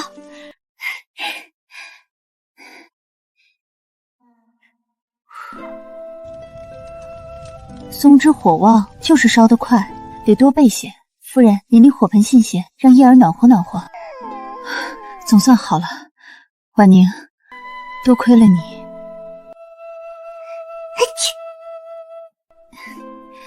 夫人，奴婢这里还有些自制的姜糖膏，用老姜汁和红糖熬的，最是驱寒暖身，给小主子用温水化开喂上一些，能缓解。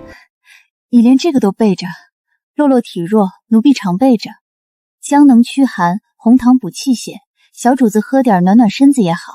紫竹，快去化些温水来。是。婉宁，待此番脱困回府，我定要再好好赏你。你这份心思比什么都难得。夫人言重了，奴婢只是做了分内之事，什么分内不分内的，你对叶儿的好，我都看在眼里。你放心，只要有我在一日，就不会让你和洛洛受委屈。奴婢谢夫人。拿水来。这喉咙干渴的厉害，老夫人恕罪，水没了，奴婢这就去添。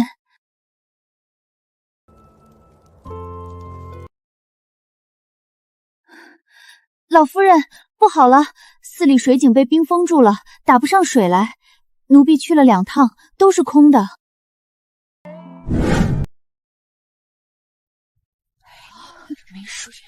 没水了，这可怎么办？没水喝，没水做饭，这不是要命吗？早知道就不来这破庙了，冻死饿死也比渴死强。这可怎么办？都闭嘴！慌什么？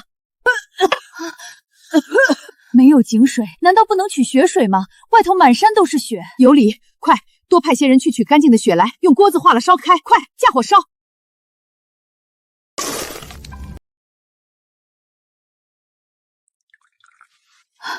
可算有水了，渴死我了。诸位且慢，这雪虽是从天而降，可未必干净。主子们都是千金之躯，实在不宜冒险。这都什么时候了？难道你要眼睁睁看大家渴死吗？薛婉宁，你是何居心？奴婢一心都是为了主子们。诸位若是不信，可叫府医来做定断。倘若真是因奴婢太过忧心之过，耽误了主子用水，奴婢自会另罚。罢了，小心一些也是对的。来人，去传府医来吧。血水看似洁净，实则污浊不堪，极易引起腹泻腹痛。什么？竟有此事？幸好有这位姑娘阻拦，方才各位要是一时性急饮用此水，后果不堪设想啊！可是这雪水不能饮用，寺中如今也没有水可喝，总不能让主子们一直这样渴着吧？奴婢或许有个法子。快说。雪水污浊，直接饮用不行，但若经过过滤，或可一用。奴婢需要干净的细纱布和烧过的木炭。去找，快去！就这，能行吗？行不行，试过才知道。别喝出什么毛病来。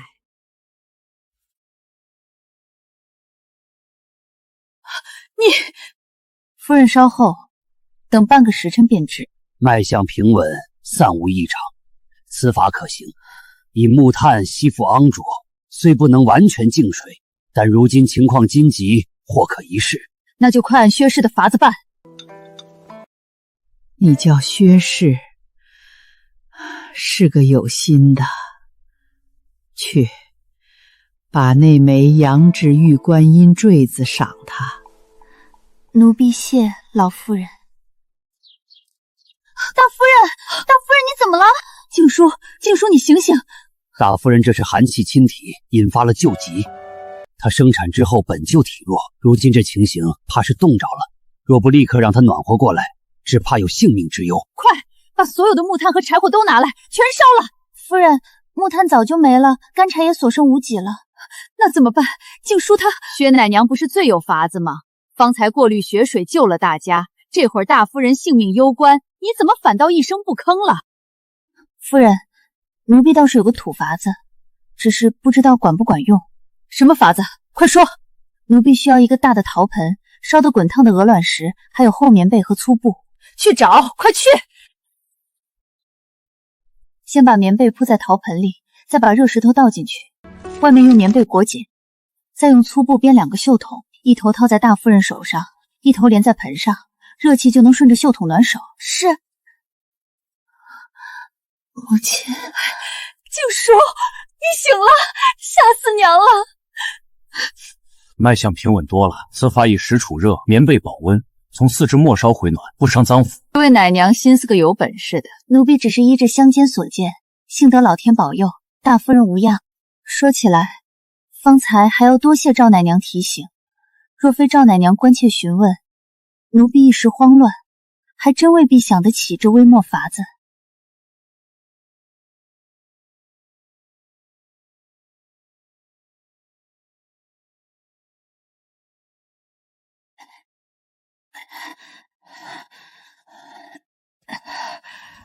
周来了，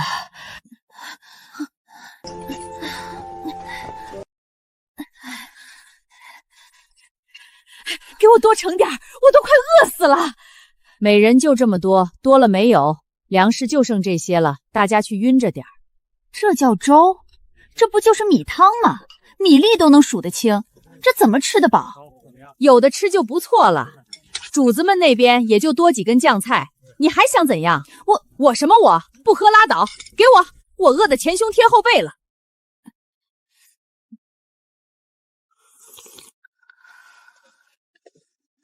赵奶娘诺诺，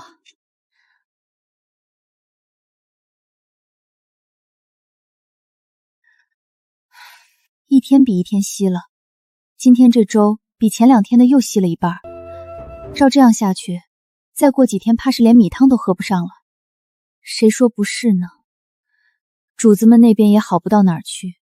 听说老夫人的份例都减了，我听紫竹说，大夫人把自己的粥分了一半给叶儿，自己就喝了点汤水。大夫人前阵子刚病倒，吃不饱怎么养身体？这样下去可不行。谁说不是呢？我刚才去厨房打听了一下，粮窖快见底了。方丈说，要是这雪再不停，最多再撑5天。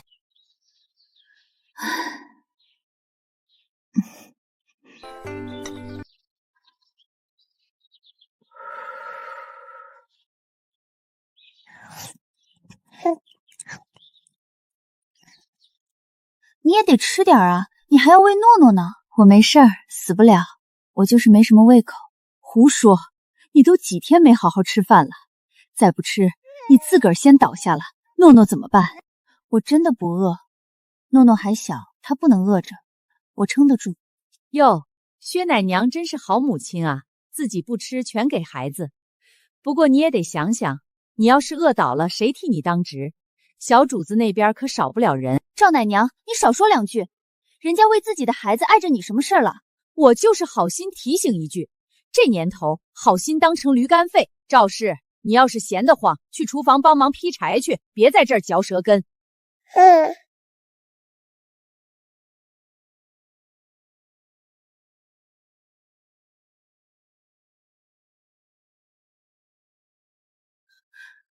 你就剩这么点儿了，够了，我还不饿。唉，吃吧，别跟我客气。你这身子要是垮了，咱们院里就更难了。干娘，这怎么行？您自己也不够吃，让你吃你就吃。我老了，少吃点饿不死。你还年轻，还要喂孩子，不能亏着。我也分你点儿，咱们互相帮衬着，总能熬过去。谢谢干娘，谢谢翠花姐。别说这些虚的，好好保重自己就是最大的谢了。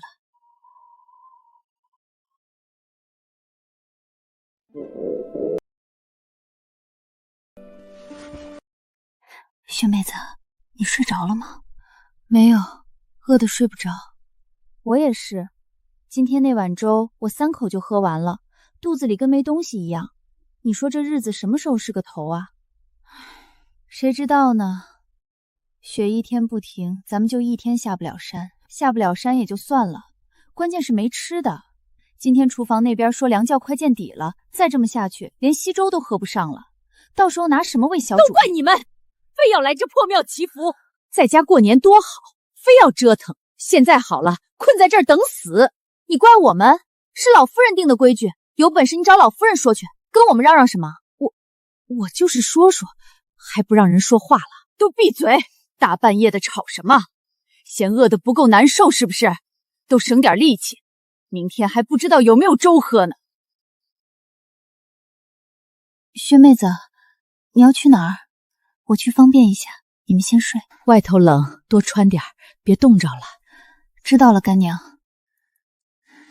翠花姐，帮我看着诺诺，我一会儿就回来。行，你去吧，小心点，外头黑。这丫头怕是又饿得睡不着，出去透透气。可不是嘛，她把自己的粥都喂了诺诺，自己就喝了几口汤水，再这么下去，她身子怎么扛得住？唉，没法子，当娘的哪个不是先顾孩子？等她回来，我把明天那份粥分她一半，我也分她一些，咱们互相帮衬着，总能熬过去。你们倒是好心，不过我可说好了，我的那份没人要你的，睡你的觉。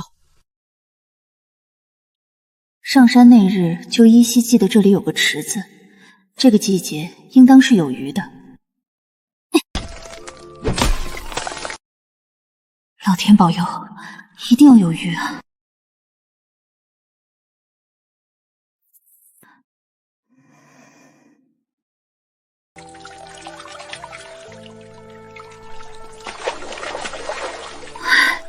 成了。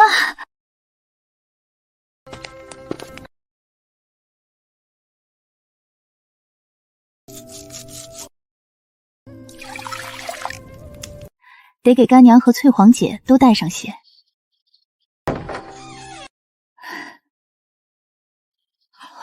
这是鱼汤？你从哪儿弄来的？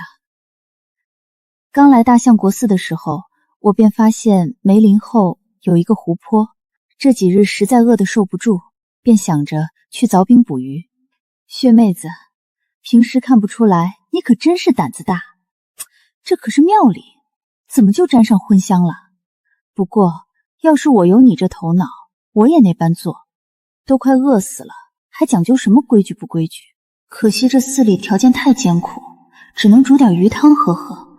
唉，好想吃烤鱼啊！佛门清净之地，竟敢煽动杀孽，沾染荤腥，你好大的胆子！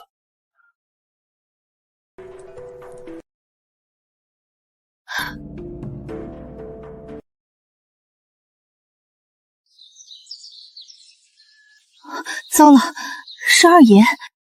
奴婢见过二爷。你叫什么名字？奴婢薛婉宁。你在此捕鱼，以犯寺规，更是对佛祖不敬。若佛祖真有灵，岂会眼睁睁看着这么多人快要被饿死？你可知道这是什么罪过？我为了活命捕鱼，能有什么罪？二爷明鉴，奴婢绝非有意亵渎佛祖，只因寺中断粮多日，众人饥寒难耐，奴婢只想寻些吃食保命。且湖泊偏僻，早已出寺庙地界，不算佛门禁地，还望二爷开恩。伶牙俐齿，将东西收拾干净，莫要留下痕迹。今日之事，我未曾看见。吓死我了！还好二爷大人有大量。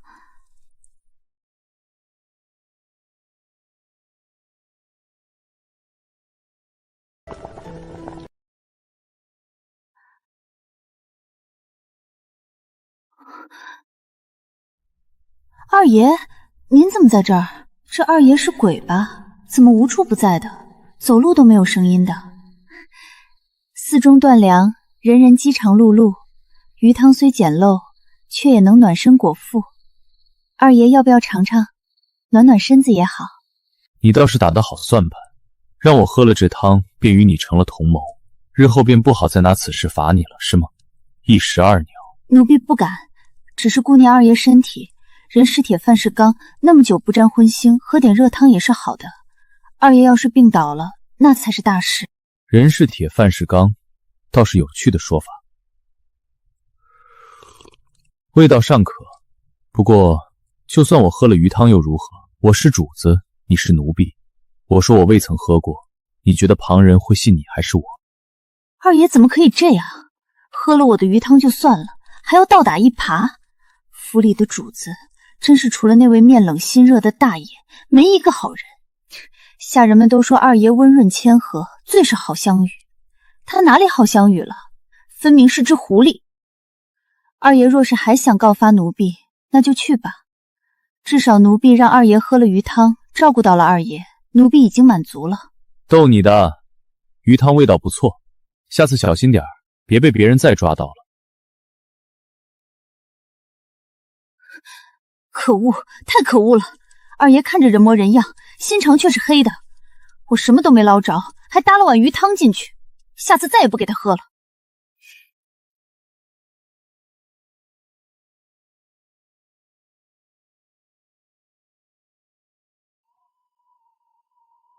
先前我就想问你，那日上山，半路上我们的马车坏了，是不是三爷让你上了他的车？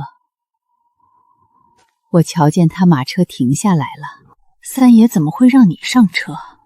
那日风雪大，诺诺冻得直打喷嚏，三爷瞧见了，便让我和孩子上车避避风寒。三爷也是好心。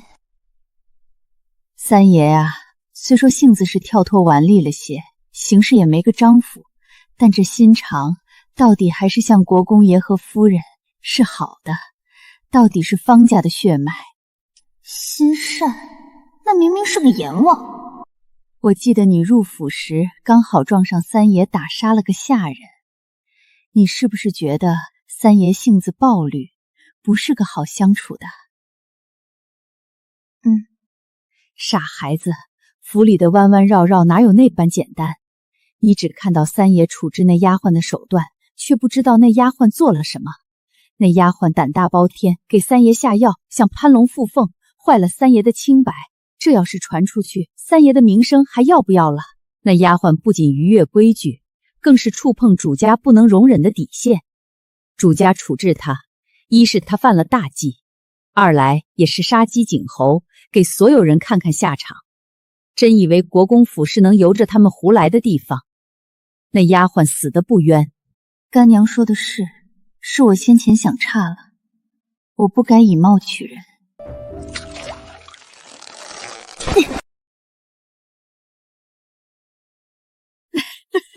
哎呦，还是婉宁你厉害，今天不用挨饿了。原来如此，竟是我一直错怪他了。应当是这些日子鱼汤喝得太多，有些胀乳了。唉，这日子什么时候是个头？吃不上也愁，吃上了也愁。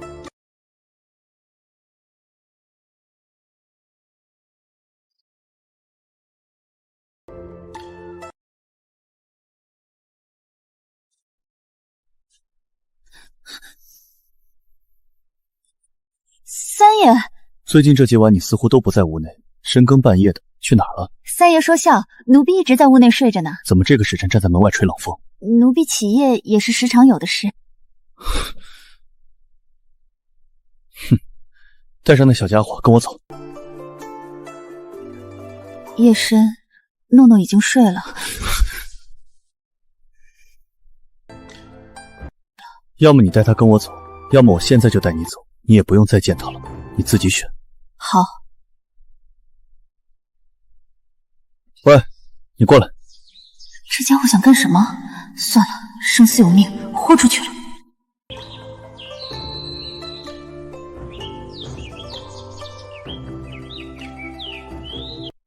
你唱首歌给我听，就当时在马车上你给我唱的那个。居然只是唱首歌，好奇怪的要求。算了，先依他的来吧。月儿弯弯照九州，几家欢乐几家愁，几家夫妇同罗帐，几个飘零在外。月儿歌，儿歌，月儿歌，儿歌，月儿歌。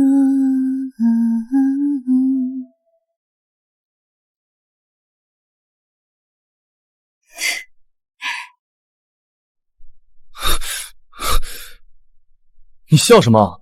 你什么都没听见？好，奴婢什么都没听见呢。哼，给小爷继续唱，没让你听。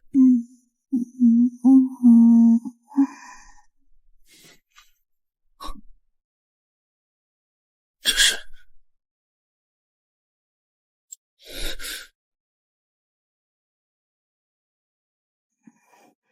奇怪，什么东西？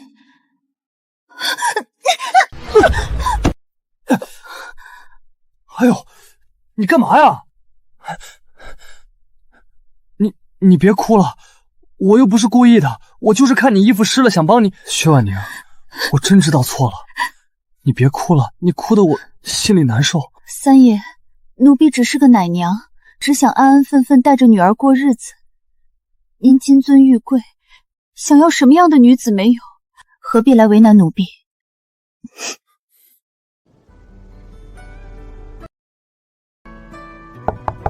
来了。三爷要的鱼汤，奴婢放这儿就走。进来，外头冷，冻着这小家伙算谁的？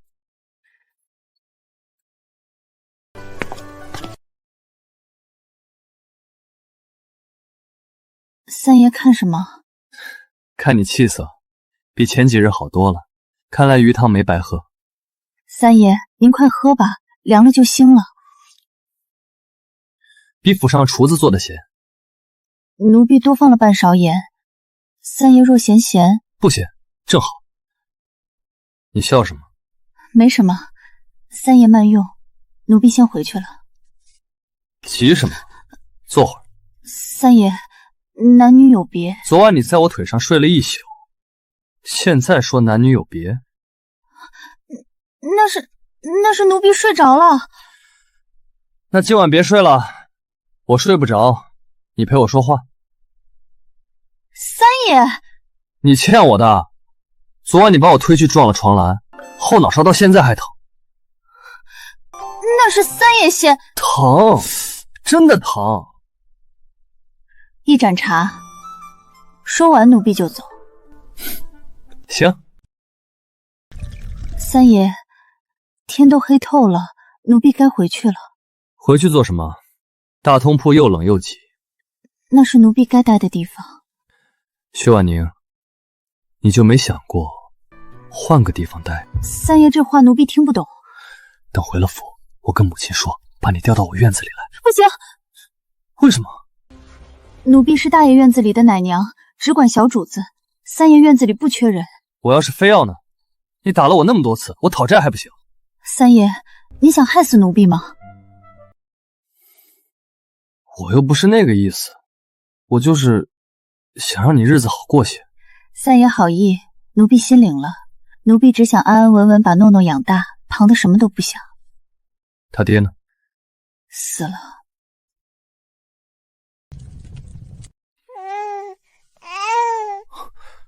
他倒是不怕我。外头冷，披上再走，别冻着了。三爷，你那个鱼汤味道不错，我天天喝粥都喝腻了，明天再给我带一碗吧。三爷早些歇息。